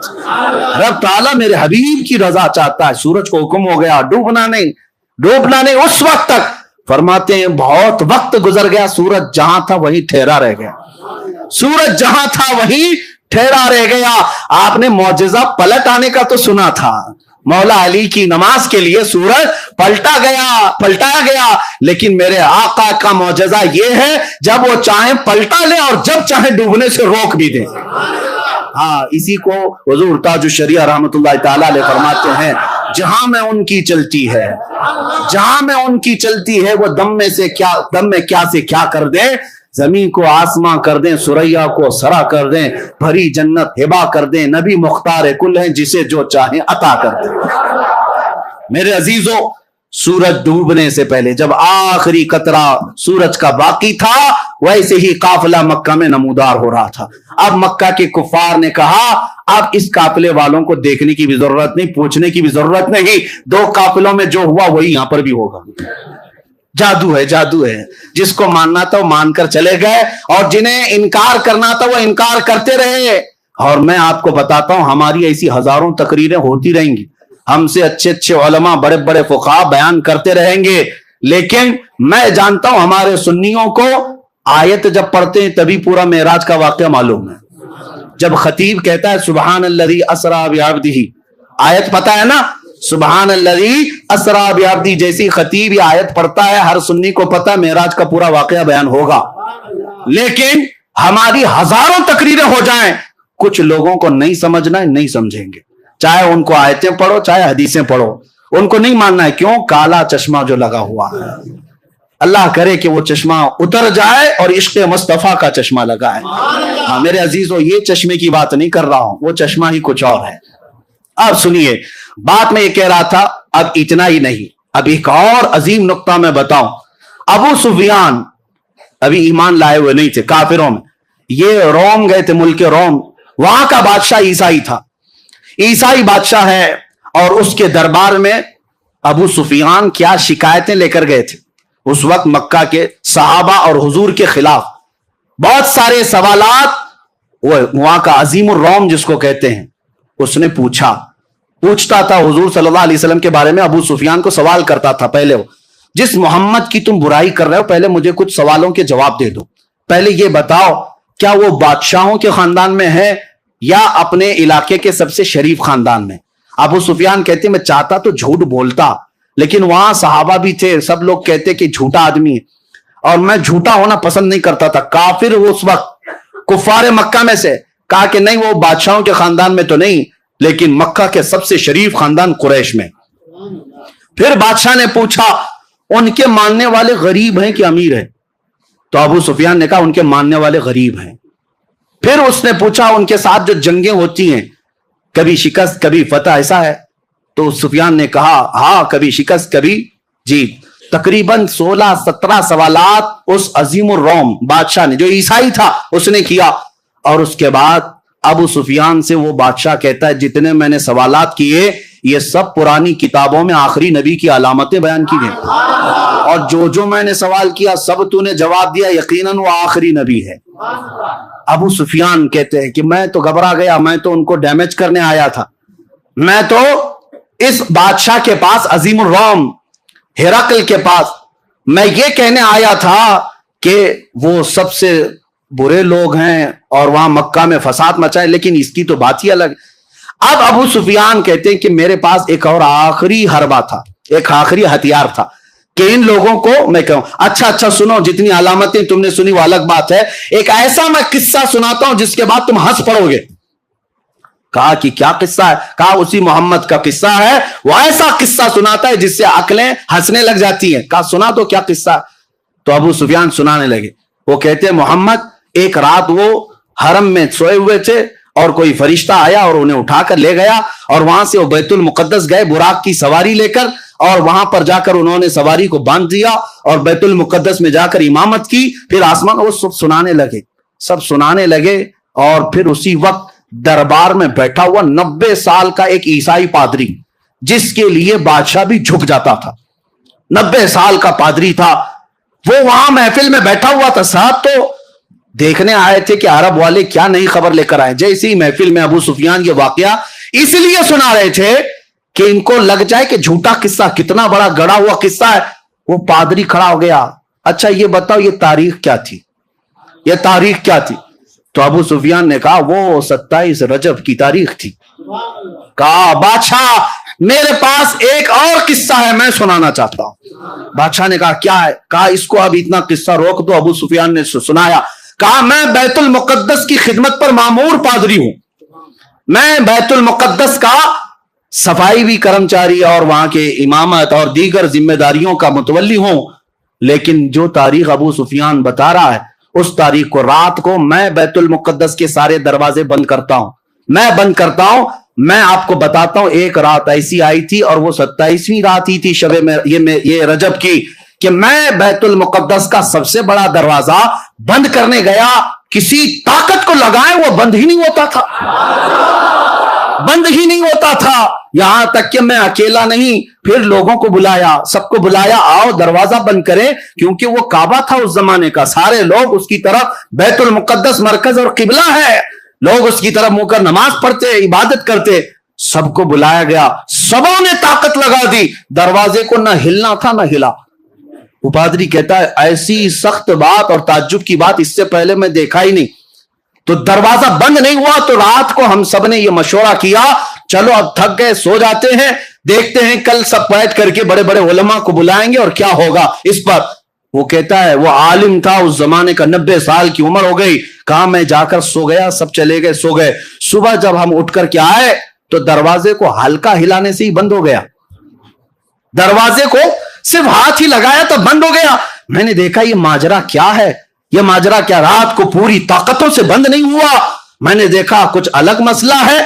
تو کہتا ہے اندر قدم رکھا تو بھینی بھینی خوشبو بھی آ رہی تھی، ماحول بدلا بدلا لگ رہا تھا، اور اس کے بعد میں نے نظر باہر ڈالی تو دیکھا پتھر میں سوراخ ہے، اور ایسا سوراخ ہے جیسے کسی گھوڑے کی رسی باندھی ہوئی ہے، رسی کا ٹکڑا ٹوٹا ہوا وہاں پر لگا ہوا ہے۔ میں نے دیکھا یہ تعجب کی بات کیا ہے، سارے علماء کو بلا کر پوچھا، سب اس گتھی کو سلجھانے سے رہ گئے، ہم عاجز تھے، اس وقت سے گتھی سلجھ نہیں رہی تھی، ابو سفیان تمہارا شکریہ وہ گتھی بھی سلجھا دی۔ اللہ اکبر، ابو سفیان منہ لٹکا کہا میں تو یہ قصہ اس لیے سنا رہا تھا کہ میں کہہ دوں کہ سب سے جھوٹا قصہ ہے۔ یہ پادری کیسا ہے کہ کہتا یہی سب سے سچا قصہ ہے، یہی سب سے سچا قصہ ہے۔ کہا یقیناً تم جو کہہ رہے ہو ایسا ہوا ہوگا، اس لیے کہ وہ دروازہ جو کھلا تھا وہ کسی اور کے لیے نہیں، محمد الرسول اللہ کے لیے۔ خود میرے آقا نے، میں نے معراج کا واقعہ شروع کرتے ہی بتایا تھا، حضور نے خود فرمایا جب میں بیت المقدس گیا تھا تو دروازہ کھلا ہوا تھا۔ وہ پادری کہتا ہے اس رات دروازہ کھلا ہی رہ گیا۔ میرے آقا صلی اللہ تعالیٰ علیہ وسلم نے جتنی باتیں بتائی من و عن تھی، اب جسے ماننا ہے مانے، جسے نہ ماننا ہے نہ مانے، لیکن اب میں چند ہی باتوں کے ساتھ اب اپنی گفتگو کو سمیٹتا ہوں، یہ وقت گزرتا جائے گا اور معراج کا واقعہ ختم نہیں ہو۔ اب آپ سوچیں واقعہ سنانے کے لیے راتیں نہ کافی، لیکن میرے مصطفیٰ کے لیے سفر کتنا چھوٹا ہے۔ رب تبارک و تعالیٰ نے یہی اعلیٰ حضرت فاضل بریلوی رضی اللہ تعالیٰ عنہ کے ساتھ ہوا کہ اعلیٰ حضرت بیٹھے ہوئے تھے، ایک صاحب محسن کاکوروی صاحب ایک قصیدہ لکھ کر کے لائے اور کہا کہ میں معراج کا قصیدہ لکھ کر کے لایا، اس میں گنگا جل کاشی متھرا کا ذکر تھا۔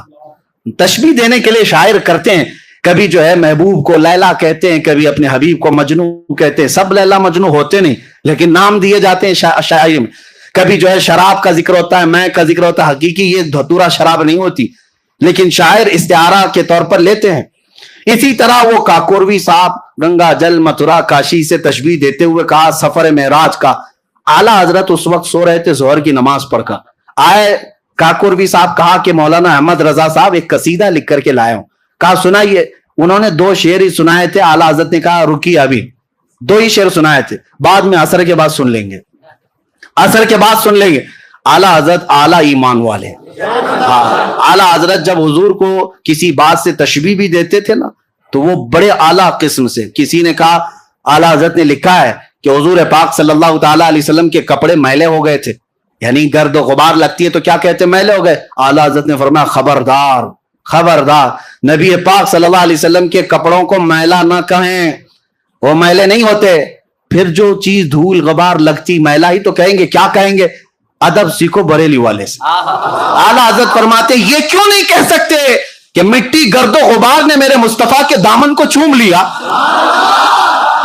मिट्टी चूम रही थी, ये क्यों नहीं कह सकते? नजर वही ऐनक की बात है, तुम जैसा देखोगे वैसी चीजें आएंगी। तो काकोरवी साहब ने कसीदे के 2 शेर ही सुनाए थे। आला हजरत ने कहा रुकिए, काशी गंगा जल बाद में सुनेंगे। असर की नमाज का वक्त हुआ, आला हजरत सुन्नत पढ़ने के लिए गए। सुन्नत और फर्ज के बीच में वक्त कितना होता है? सुन्नत और फर्ज के बीच में जो वक्त था जमात का, उसी में बैठ करके आला हजरत कसीदे मेराज खुद ही लिखने लग गए, हुजूर का सफर मेराज लिखने लग गए। अब सुनो, 1 शेर, 2 शेर, 3 शेर। असर की जमात से पहले पहले आला हजरत ने पूरे सफर मेराज के 168 अशार लिख दिए, 168 कसीदे मेराज पूरा लिख दिया। और उसके बाद नमाज पढ़ा करके आए। काकोरवी साहब ने कहा आपने कहा था हमारा कसीदा सुनने। आला हजरत ने कहा पहले हमारा सुन लीजिए, पहले हमारा सुन लीजिए। हमने क्या कहा? कहा आप सुनाइए। तो आला हजरत अर्ज करने लगे, वो सरवरे किश्वरे रिसालत जो अर्श पर जलवगर हुए थे, नए निराले तरफ के सामा अरब के मेहमान के लिए थे। वहां फलक पर यहाँ जमीन पर मची थी शादी, रची थी धूमें, यहां से अनवार उठते आते, वहां से नफहात हंसते आते। आला हजरत फिर आगे फरमाते हैं, उतार कर उनके रुख का सदका वो नूर का बट रहा था बाड़ा, कि चांद सूरज उछल उछल कर जबी की खैरात मांगते थे, कि चांद सूरज उछल उछल कर जबी की खैरात मांगते थे। और तारों की तरफ आज देखते ना आसमान के, आला हज़रत से पूछो क्या कहते, ये तारे क्या हैं? वही तो अब तक छलक रहा है, वही तो जौबन टपक रहा है।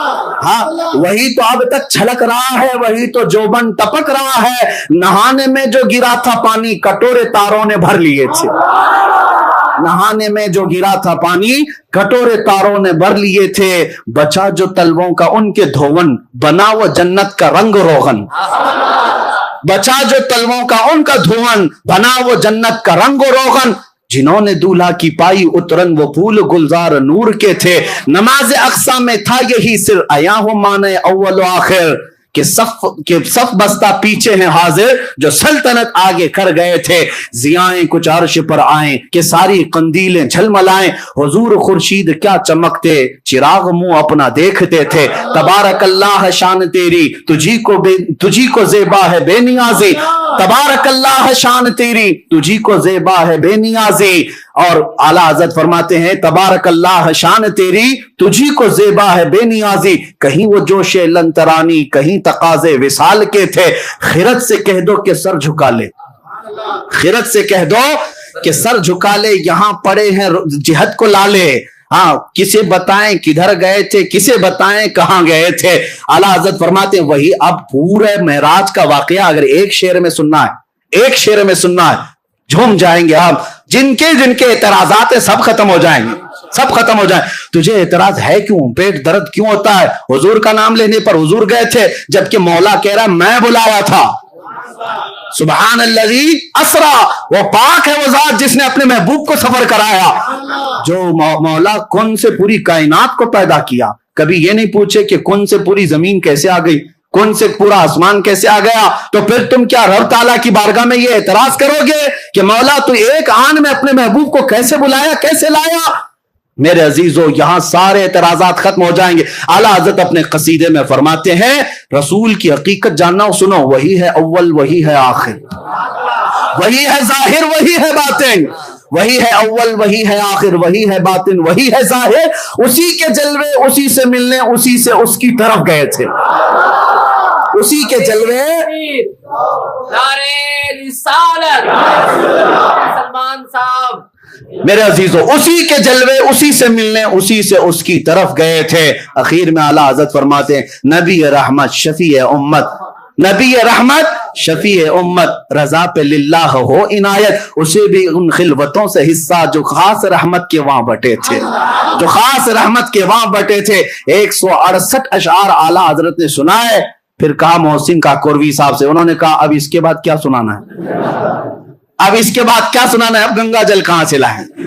جو تشبیہات اعلیٰ حضرت نے اپنے حبیب کے لیے پیش کی ہیں، محدث اعظم ہند کچھوچوی رحمۃ اللہ علیہ فرماتے ہیں لکھنؤ کے ادیبوں میں میں یہ قصیدہ پڑھا تھا.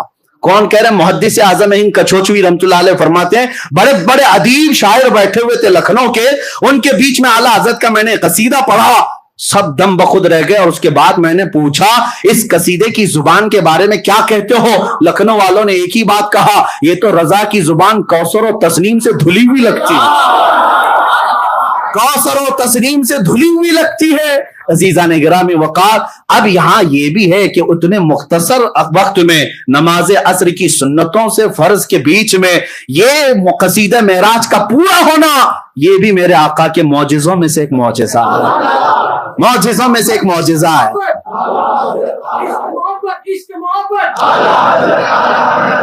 نعرے تکبیر، نعرے رسالت، نعرے تکبیر، نعرے رسالت. اب ہم آتے ہیں سائنس کی طرف. سائنس کیا کیا اعتراضات کرتا ہے، کیونکہ اب کے زمانے کے لوگ ہر تھیوری کو سائنس پر پرکھ کر کے دیکھنا چاہتے ہیں. سائنس کا حال یہ ہے، یہ حواس خمسہ جو 5 چیزیں، سننے کی طاقت، دیکھنے کی طاقت، چکھنے کی طاقت، سونگھنے کی طاقت اور پکڑنے کی طاقت، یہ 5 چیزیں ان کو حواس خمسہ کہتے ہیں. ان 5 کے سامنے جو چیز ہے سائنس اسی کو مانتی ہے، اس کے علاوہ نہیں مانتی. عقل ان کی صرف یہ 5 چیزوں کے بیچ میں یہ ہے، یعنی چیز کوئی بھی آپ بتاؤ سائنس کو، ان کا کہنا ہے یا تو وہ پکڑنے میں آنا چاہیے، یا تو دیکھنے میں آنا چاہیے، یا سننے میں آنا چاہیے، یا سونگھنے میں آنا چاہیے، یا چکھنے میں آنا چاہیے. ان میں سے کوئی چیز ہو تو وہ چیز ہے، نہیں تو چیز ہی نہیں، سائنس کے نظریے کی ہے. لیکن اب واقع معراج نہ پکڑنے میں آئے گا، نہ سونگھنے میں آئے گا، نہ چکھنے میں آئے گا. اب ابھی اگر سننا چاہے تو سننے میں بھی نہیں آئے گا. کیسے؟ اب اس سائنس کے اعتبار سے وہ کہتے ہیں ناممکن ہے، ناممکن ہے. میرے عزیزوں میں آپ کو بتاتا ہوں، سائنس پہلے کچھ چیزیں ایجاد کرتی ہے اور اس کے بعد پھر خود ہی انکار بھی کرتی ہے. ان کے نظریے بدلتے جاتے ہیں. پہلے ڈاروین کا نظریہ تھا کہ انسان بندر سے پیدا ہوا، وہ بیچارے چلے گئے، اس کے بعد لوگ بدلتے گئے نظریے. وہ رہے ہوں گے، ہم تو نہیں. بندر ترقی کرتے کرتے انسان بن گیا، اور جو باقی بچے ہیں بندر، ان کا کیا قصور ہے؟ وہ کب بنیں گے؟ ہم تو ان کا بھی انتظار کر رہے ہیں، ان میں بھی کوئی بابو آ جائے. بندر ترقی کرتے کرتے انسان بن گئے، ڈاروین کا نظریہ تھا، لیکن بعد میں اس نظریے کا انکار ہو گیا، اور اس کے بعد کئی نظریے آتے رہے. اور پھر یہ 20ویں صدی کے شروع میں 1906 میں غالباً البرٹ آئنسٹائن نے کئی نظریے پیش کیے. بڑا سائنٹسٹ ہے اور اس کے پیچھے پوری دنیا آج بھی بھاگتی ہے، اور ان کو ایسا لگتا ہے وہ جو بتا دے وہی سب ہے. دھوکہ بھی ہو سکتا ہے، اور ہر ترقی کے بعد پچھلی چیزیں چھوڑ دی جاتی ہیں. جیسے جیسے دنیا ترقی کرتی جاتی ہے نئی نئی ایجادات معلوم ہوتی. پہلے دنیا یہ کہتی تھی کچھ چیزیں ایسی ہیں جو نہیں دکھتی تو اس کو ماننا بھی نہیں ہے، جو نہیں دکھتی اس کو ماننا بھی نہیں. بعد میں پھر سائنس نے جب ٹیلیسکوپ پیدا کیا، دور دیکھنے والی چیزیں، مائکروسکوپ پیدا کیا، خوردبین اور دوربین جس کو کہتے ہیں، اور اس کے بعد مائکرو ویو ڈیٹیکٹر جو شعاؤں کو بھی گرفتار کر کے لوگوں کے یعنی دکھا سکتا ہے. تو یہ سب جب مشینیں پیدا ہونے لگی تو سائنس کہنے لگا کچھ اور بھی چیزیں ہیں دنیا میں، یعنی ستاروں سے آگے جہاں اور بھی ہے. اب ماننے لگے اور آگے بڑھنے لگے. اور اس کے بعد میں کہتا ہوں عقل کے اندھوں کو جو میرے آقا صلی اللہ علیہ وسلم کے معراج کے سفر کے منکر ہیں، حضور کو یہ سفر کیوں دیا گیا تھا؟ یہ سائنس کے لیے ہی ہے. میں آپ کو بتاؤں، اس لیے کہ ہر نبی کو جو معجزہ دیا گیا ہے اس زمانے کی جو سب سے اعلیٰ چیز تھی اسے چیلنج کرتے ہوئے معجزہ دیا گیا. اس زمانے کے جو لوگ سب سے بڑے ترقی یافتہ ہوتے تھے ان کو چیلنج کرنے کے لیے نبی کو معجزہ دیا جاتا تھا. موسیٰ علیہ السلام کے زمانے میں جادو اپنے عروج پر تھا. موسیٰ علیہ السلام کو لکڑی کا عصا ایسا دیا گیا کہ زمین پر ڈالیں تو سانپ بن جائے اور اس کے بعد اٹھا لیں تو پھر لکڑی بن جائے. جیب میں ہاتھ ڈال کر موسیٰ علیہ السلام نکالتے تو ہاتھ ایسا چمکتا کہ رات اجالی ہو جاتی. یہ دے بیزا، یہ دو معجزے تھے. اس زمانے کے جادوگر حیرت میں تھے ایسا کیسے ہو سکتا ہے، کیونکہ وہ چھوٹی چھوٹی رسیوں سے وہ بھی سانپ بنا لیتے تھے. اب میں آپ کو بتا دوں معجزے اور جادو میں فرق کیا ہے. آپ سوچیں گے موسیٰ علیہ السلام کا مقابلہ فرعون کے جادوگروں کے ساتھ ہوا تھا. میں پوچھ رہا ہوں ٹائم کوئی مسئلہ تو نہیں ہے؟ ہاں، آج معراج کی شب ہے، کسی کو جانا ہے میں پابند نہیں کرتا، جس کو جانا ہے وہ جا سکتے ہیں، جسے بیٹھنا ہے وہ بیٹھ سکتے ہیں. اللہ تبارک و تعالی رحم فرمائے. اب آپ کبھی یہ سوچتے ہیں کہ جادوگر وہاں پورے آئے تھے فرعون کے بلاوے پر، سب کو فرعون نے کہا تم اپنا دکھاؤ، موسیٰ اپنا دکھائیں گے. سبوں نے رسیاں زمین پر ڈال دی، چھوٹے چھوٹے سانپ بن گئے. موسیٰ علیہ السلام نے لکڑی ڈالی، بڑا اژدہا بن گیا اور وہ اژدہا سارے سانپوں کو نگل گیا.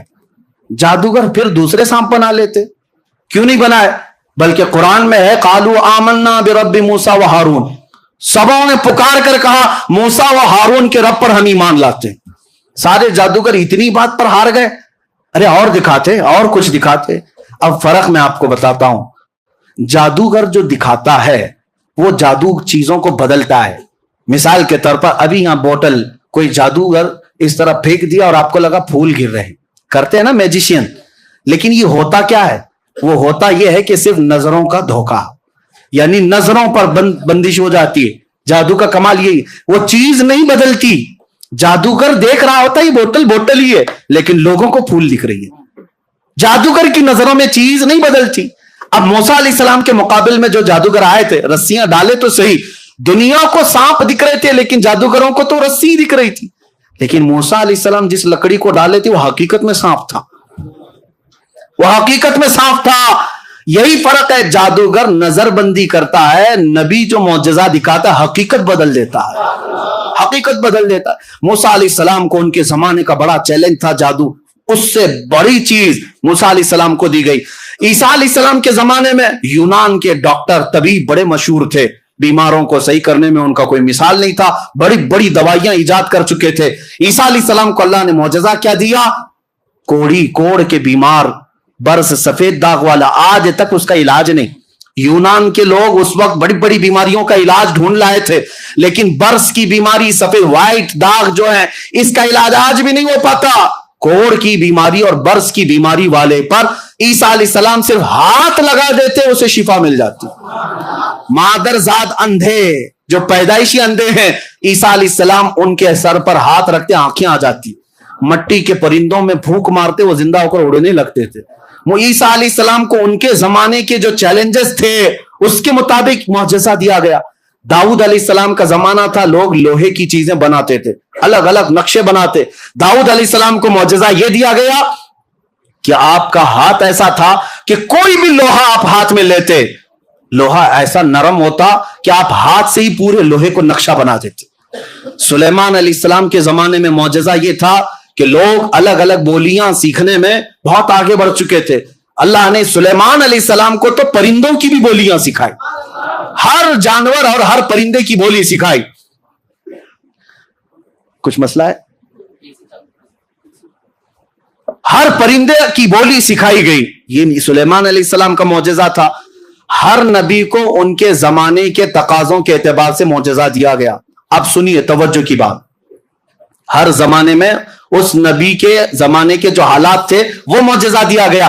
موسیٰ علیہ السلام کو عصا کا معجزہ، عیسیٰ علیہ السلام کو شفا کا معجزہ، داؤد علیہ السلام کو لوہا نرم کرنے کا معجزہ، سلیمان علیہ السلام کو پرندوں کی بولی کا معجزہ.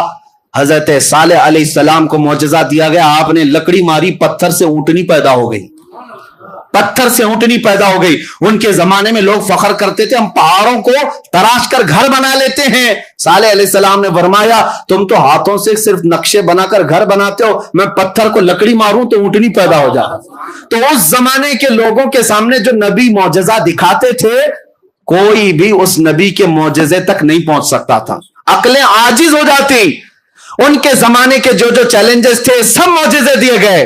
اب توجہ، سید الانبیاء کی باری آئی، محمد الرسول اللہ کا زمانہ آیا. میرے آقا صلی اللہ علیہ وسلم کو کیا معجزہ دینا تھا؟ کون سا چیلنج تھا حضور کے زمانے کا؟ ظاہر سی بات ہے ہر زمانے کے جو جو تقاضے ہیں اسی اعتبار سے معجزے دیے گئے. رب ذوالجلال کے علم میں ہے, مولا کریم جانتا ہے میرا حبیب آخری نبی ہے. اب جو معجزہ دینا ہے وہ قیامت تک چلنا چاہیے. جو معجزہ ہوگا وہ قیامت تک پرانا بھی نہیں ہونا چاہیے. ایسا معجزہ رسول کو دینا ہے, کیونکہ ان نبیوں کا زمانہ بھی لمیٹڈ تھا, امت بھی لمیٹڈ تھی. میرے رسول کا نہ زمانہ لمیٹڈ ہے نہ امت لمیٹڈ ہے. زمانہ قیامت تک ہے اور امت بھی بے حساب ہے. اب حضور کو معجزہ ایسا دینا ہے جو ہر زمانے کے لیے چیلنج ہو, ہر زمانے کے لیے چیلنج ہو. اب دیکھو اللہ نے اپنے حبیب کو ایک معجزہ نہیں دیا. ہر نبی رحمت آخر الانبیاء کی امت کئی قسموں کی ہے. اس میں امریکہ والے بھی ہوں گے, افریقہ والے بھی ہوں گے, ہندوستان والے بھی ہوں گے, پاکستان والے بھی ہوں گے, عرب والے بھی ہوں گے, سب ہوں گے. سب کی طبیعتیں بھی الگ, سب کے خیالات بھی الگ, سب کی ترقیاں الگ, سب کا علم الگ, لیکن ہیں سب آخر الانبیاء کی امتی. اب معجزہ ایسا دینا ہے رسول کو جو قیامت تک چلنا ہے. اب رسول کو پہلا معجزہ دیا گیا قرآن عظیم. یہ معجزہ قرآن ایک میرے آقا کا معجزہ ہے. میں کہتا ہوں بیٹھے ہوئے چھوٹا بھی بچہ ہم میں سے 12 سال کا لڑکا اٹھو, میں کھلی اجازت دیتا ہوں پورے محلے میں پوری دنیا میں چیخ چیخ کر کے ظالموں کو پکار کر کہو, تمہیں اجازت میں دیتا ہوں, اور کھل کر کے ڈرنے کی بات نہیں کہ لاؤ اگر تمہاری ہمت ہے تو قرآن کے برابر کی ایک کتاب. کیونکہ یہ چیلنج قرآن میں آج تک چل رہا ہے, آج تک چل رہا ہے, اور ابھی تک کوئی دوسرا قرآن آیا نہیں آیا. جو لانے کی کوشش کر رہے تھے بیچارے چلے گئے, ہے بدلنے کی کوشش کی. ابھی 1 سال پہلے بیچارہ ایک رافضی کتا نکلا تھا اور کہا کہ قرآن میں سے میں 26 آیتیں نکال کر کے نیا قرآن بنا رہا ہوں. وہ پتہ نہیں کہاں ہے, قرآن کہاں گیا اس کا اور وہ کہاں گیا پتہ نہیں. نام بھی بدل گیا, دھرم بھی بدل گیا, بیوی بھی بھاگ گئی, بچے بھی بھاگ گئے, اور کہیں سڑک پر پڑے رہ گئے. اور اسی کو اعلیٰ حضرت نے سمجھایا تھا, یا رسول اللہ جو تیرے در سے یار پھرتے ہیں, جو تیرے در سے یار پھرتے ہیں, در بدر یوں ہی خار پھرتے ہیں. حضور کو چھوڑا تو در در کی ٹھوکریں. بیچارے کسی کے ہاں گئے تھے کچھ ٹکڑے حاصل کرنے کے لیے, لیکن ان لوگوں نے تو ہڈیاں بھی نہیں ڈالی, ہڈیاں بھی نہیں ڈالی, اور وہاں تو ہڈیوں کا تصور ہی نہیں. ملتا تو کیا ملتا, ہاں سوکھا ویج ملتا, لیکن وہ بھی نہیں ملا, وہ بھی نہیں ملا. اور بعد میں آ گئے بیچارے. اب پکار کر کہتے ہیں کہ اب ہمارا کیا ہوگا, نہ ادھر کے رہے نہ ادھر کے رہے. اب نام بھی کیا رکھیں پتہ ہی نہیں چلتا, کیا رکھیں, بیچ کا نام رکھنا ہوگا, کوئی بیچ کا نام. اسی لیے قرآن کو بدل دیا, زندگیاں بدل گئی, اسلام نہیں بدلا. ایک معجزہ یہ میرے مصطفیٰ کا. آج بھی چیلنج چل رہا ہے, امریکہ نے بھی کوشش کی ہے, بہت سارے لوگ الفرقان نام سے بھی بنائے, الفرقان نام سے, اور قرآن کے الگ الگ انداز بنائے. لیکن مسلمانوں مجھے بتاؤ کیا تمہارے تک پہنچی وہ کتاب؟ کہیں پہنچی؟ بلکہ میں کہتا ہوں ہمارے اندر 1000 فرقے کیوں نہ ہو جائیں, ہر ایک یہاں قرآن الحمدللہ سے شروع ہوتا ہے والناس پہ ختم ہوتا ہے. اس بات پر سب کا اجماع ہے, سب کا اتفاق ہے. قرآن سب دیوبندی بھی وہی پڑھتے ہیں, اہل حدیث بھی وہی پڑھتے ہیں, شیعہ بھی وہی پڑھتے ہیں, سب قرآن وہی پڑھتے ہیں سارے, اور بھی بہت ساری چیزیں ہیں. لیکن قرآن ایک ایسا معجزہ ہے میرے مصطفیٰ کا, اس کو کوئی بدل نہیں سکا اور نہ اس کی مثل لا سکا. یہ ہر زمانے کا چیلنج اور قیامت تک چلتا رہے گا, چلتا رہے گا. اب دوسرا معجزہ حضور کا جو بہت اعلیٰ ہونا تھا, چیلنج. اب دیکھیں ہر نبی, پھر ذہن میں بات رکھیں, ہر نبی کو اللہ نے وہ معجزہ دیا جو اس زمانے کے لوگوں کا عروج کا کام ہوتا تھا, ان کو چیلنج کرنے کے لیے دیا گیا. رب ذوالجلال کے علم میں تھا میرا آخری نبی, میرا محبوب جب جائے گا اس کی امت بعد میں ترقی کرے گی, ترقی کرے گی, ترقی کرے گی, ٹیکنالوجی آئے گی, سائنس آئے گا, اور پھر اس کے بعد یہ لوگ چاند تک پہنچنے کے دعوے کریں گے, کبھی اسپیس پہ جانے کے دعوے کریں گے, خلا میں پہنچ جائیں گے, اور اس کے بعد کہیں گے ہماری طاقت بہت زیادہ ہے, اس لیے 14 صدیوں پہلے محبوب تم بتاؤ, میں تو وہاں تک پہنچا, وہاں تک پہنچا جس کا تو کوئی نام ہی نہیں ہے, جو لامکاں ہے. اب سنو, اب کے زمانے میں 1906 کی بات کر رہا ہوں, آئنسٹائن سے پوچھا گیا تھا, اس نے ایک نیا نظریہ پیش کیا تھا, اسپیشل تھیوری آف ریلیٹیوٹی. کہتے ہیں اسپیس, ٹائم اور انرجی, ان تمام چیزوں میں گہرا تعلق ہوتا ہے. اور البرٹ آئنسٹائن نے کہا کہ اگر کوئی اوپر کا سفر کر رہا ہے تو ایک سفر یہ ہمارا انسانوں کا ہے اور ایک سفر نوری سال کا ہے. Speed of light. Speed of light کا مطلب کیا ہے؟ روشنی کی رفتار کتنی ہوتی ہے پتا ہے آپ کو؟ روشنی کی رفتار جس کو کہتے ہیں 3 لاکھ کلومیٹر پر سیکنڈ. 3 لاکھ کلومیٹر پر سیکنڈ سپیڈ آف لائٹ اس کو کہتے ہیں. سپیڈ آف لائٹ کے سفر آئنسٹائن کہتا ہے کہ ناممکن ہے, نہیں ہو سکتا. اتنی لمبا سفر اور اتنا تیز سفر کوئی کرے گا اس کا جسم ہی ختم ہو جائے گا. یعنی یہ اسپیس اگر اس کے بعد پھر جب مشینیں تیار ہوئیں اور پھر خلا میں جانے لگے لوگ, اسپیس پر جانے لگے. اسپیس پر جانے والی جو یعنی ایجنسیاں ہیں, سب سے پہلے ناسا نے 1969 میں جو چاند پر بھیجا تھا اپنا ایک قافلہ, آپ نے سنا ہوگا, نیل آرمسٹرانگ جو سب سے پہلے چاند میں جانے کا جن کا دعویٰ ہے. بہرحال جو بھی ہے, ناسا ایک کمپنی ہے, ایک ایجنسی ہے جو اسپیس کے معاملات کو دیکھتی ہے. تو اب انہوں نے بھیجا اور وہاں چاند تک 3 لوگ پہنچے بھی اور وہاں کی کچھ چیزیں بھی لے آئے اور وہاں سے تصویریں بھی لے کر کے آئے. یہ ساری چیزیں ان کے نزدیک ممکن ہوئی. اور چاند کہاں ہے؟ بازو گھر میں نہیں ہے. چاند جو ہے بہت لمبے سفر پر ہے, بہت لمبے سفر پر. آئنسٹائن نے تو پہلے کہا تھا اتنا لمبا سفر ممکن نہیں, لیکن بعد میں ناسا نے کہا ممکن ہے, سفر کر سکتا ہے. آدمی سفر کیا. اب ان کو آسٹروناٹ کہتے ہیں جو خلا میں جاتے ہیں, آسٹروناٹ. یہ لوگ جب جاتے ہیں تو کہا گیا ان کی رفتار کیسے ہونی چاہیے؟ 40,000 per minute, 40,000 kilometre per minute کے سفر پر یہ جاتے ہیں. اور اس کے بعد جب اوپر جاتے ہیں تو ان کو کیا چاہیے, کیا کیا تیاریاں چاہیے؟ ایک پریشر سوٹ ہوتا ہے اور پھر ایک اس وہاں میگنیٹک جو ویوز ہوتی ہیں ان سے بچانے والا ایک آلہ پورے جسم پر پہنایا جاتا ہے کہ وہاں آکسیجن کی کمی ہوتی ہے, آکسیجن انہیں چاہیے ہوتا ہے سانس لینے کے لیے. یہ ساری چیزیں پہن کر کے جائے تو ممکن ہے. اب سائنس کہتی ہے ممکن ہے, پہلے ناممکن تھا. سائنس اور ترقی کرو, میرا دین اور نکھرتا جائے گا, اور نکھرتا جائے گا. ہم سائنس کی ترقی کے حق میں ہیں اور میں اپنے نوجوانوں سے کہتا ہوں تم پڑھو سائنس کو. ہم اس کے منکر نہیں ہیں, جتنا پڑھو گے میرے آقا کے معجزے اتنے کھلتے جائیں گے اور آپ کو انکشاف ہوتا جائے. اب ممکن ہے. آسٹروناٹ جو سفر کرتے ہیں پریشر سوٹ چاہیے. میں آپ سے بتا رہا ہوں, توجہ, وہاں جانے کے لیے کچھ الگ چیز چاہیے. یہ سائنسدانوں کا کہنا ہے. اوپر اسپیس پہ جانا ہے, الگ پریشر سوٹ اور ایک آکسیجن کے اندر پہننا ہو, اور کچھ 3 چیزیں انہوں نے بتائی. میں ساری چیزیں نہیں, سائنس پڑھے ہوئے بچے جانتے ہوں گے اسپیس کے لیے کیا کیا چیزیں ضروری ہے. اور پھر وہاں جانے کے بعد پھر حالت یہ ہوتی ہے, وہ کہتے ہیں کہ وہاں کا وقت الگ ہوتا ہے, یہاں کا وقت الگ ہوتا ہے. اگر اسپیس میں کوئی چلا گیا تو کہتے ہیں اس کی عمر رک جاتی ہے.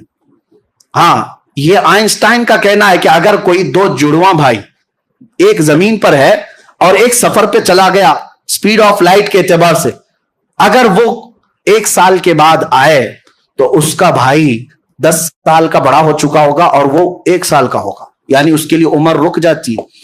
تو یہ ان کے نظریات ہیں. اب میں جو چیز تمہیں ثابت کرنا چاہتا ہوں وہ یہ ہے, سائنس کے اعتبار سے پریشر سوٹ چاہیے, وہاں جانے کے لیے ایک الگ سفر چاہیے. اب آؤ واقع معراج کے شروعات میں نے سب سے پہلے کیا کہا. جب بیت الحرام, مسجد الحرام میں میرے آقا آرام کر رہے تھے, جبرائیل امین آئے, اٹھائے اور سب سے پہلے کہاں لے گئے؟ زمزم کے پاس. اور لے جا کر کے کیا کیا؟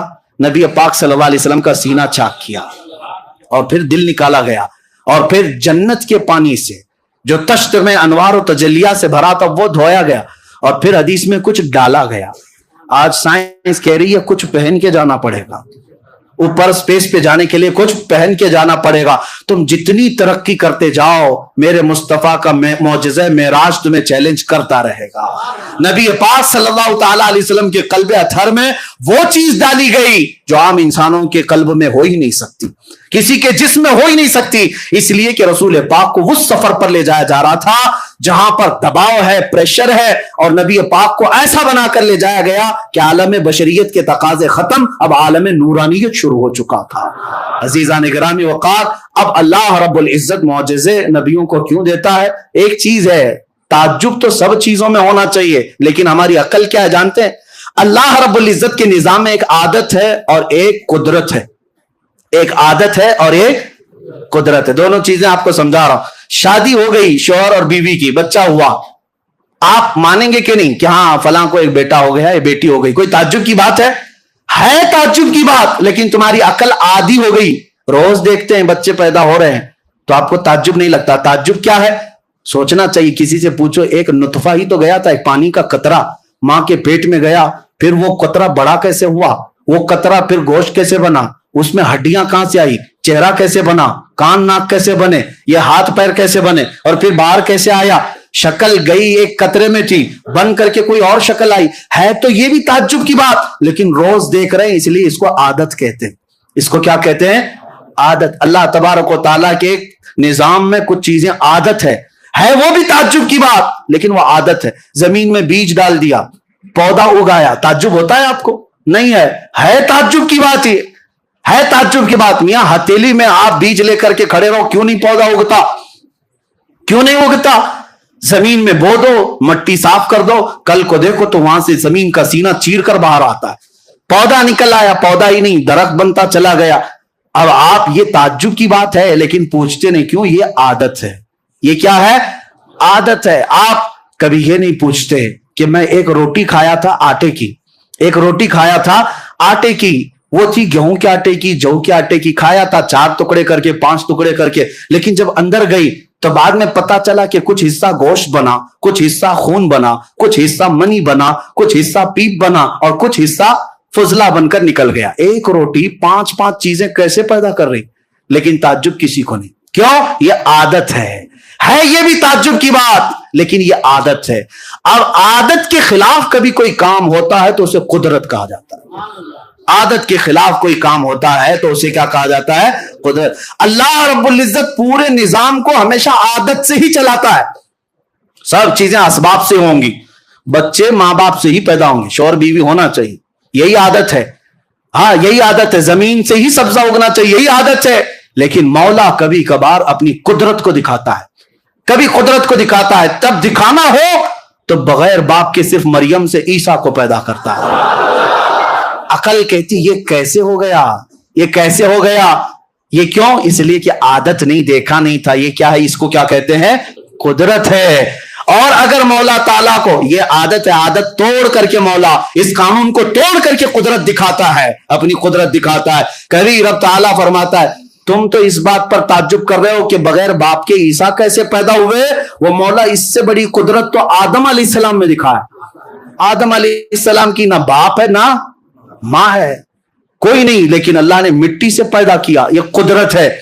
ہر اونٹنی کہاں سے پیدا ہوگی؟ بچہ, اونٹنی کا بچہ کس سے پیدا ہوگا؟ اونٹنی سے ہی پیدا ہوگا. لیکن صالح علیہ السلام ایک پتھر پر لکڑی مارتے ہیں, پتھر سے اونٹنی پیدا ہوگی. یہ کیسے ہو سکتا ہے؟ یہ کیا ہے؟ یہ عادت نہیں, یہ کیا ہے؟ قدرت ہے. یہ قدرت ہے. اب سنیے, اللہ تبارک و تعالیٰ کے نظام میں عادت بھی ہے اور قدرت بھی ہے. قدرت کیوں دکھاتا ہے؟ منکرین کو دکھاتا ہے رب تبارک و تعالیٰ کہ تم ہمیشہ یہ مت سمجھنا کہ اللہ جیسی عادت ہے ویسا کرنے پر مجبور ہے. وہ مجبور نہیں, وہ عادت اور یہ قانون کو توڑ کر اس کے خلاف اپنی قدرت کا بھی اظہار فرماتا ہے. آپ سنو, حضرت عزیر علیہ السلام ایک بار جا رہے تھے, ان کو ایک بستی نظر آئی جو اجڑی ہوئی تھی. پوچھا ہے اللہ کیا اس کو پھر تو دوبارہ زندہ فرمائے گا؟ عزیر علیہ السلام کو اللہ نے سلا دیا, 100 سال کے لیے سلایا, 100 سال سوئے رہے.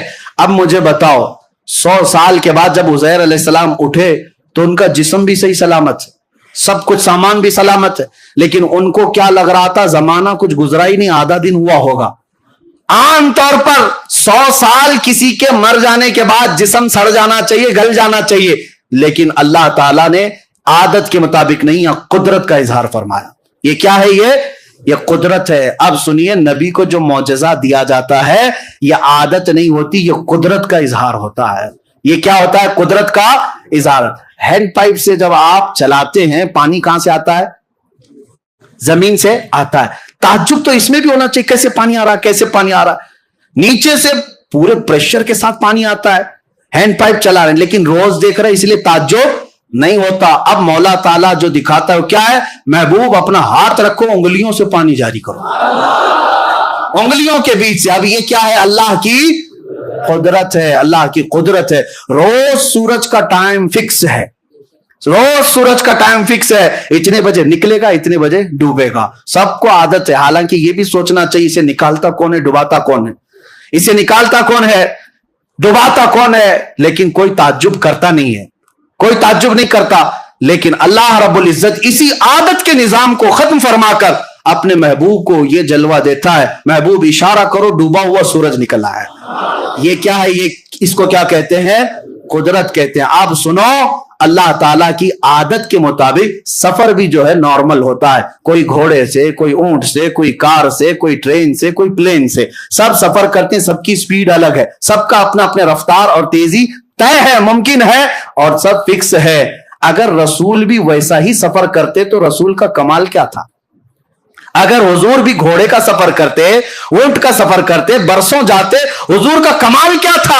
سب مانتے ہیں ہاں ایسا تو ہوتا ہے، ہم بھی سفر کرتے ہیں. حضور صلی اللہ علیہ وسلم اس وقت اگر بیت المقدس ہی جا کر 1 گھنٹے میں واپس آتے، آج کی قوم تو کہتی ہے تو ممکن ہے، راکٹ اتنا تیز جاتی ہے، راکٹ اتنا تیز جاتی ہے.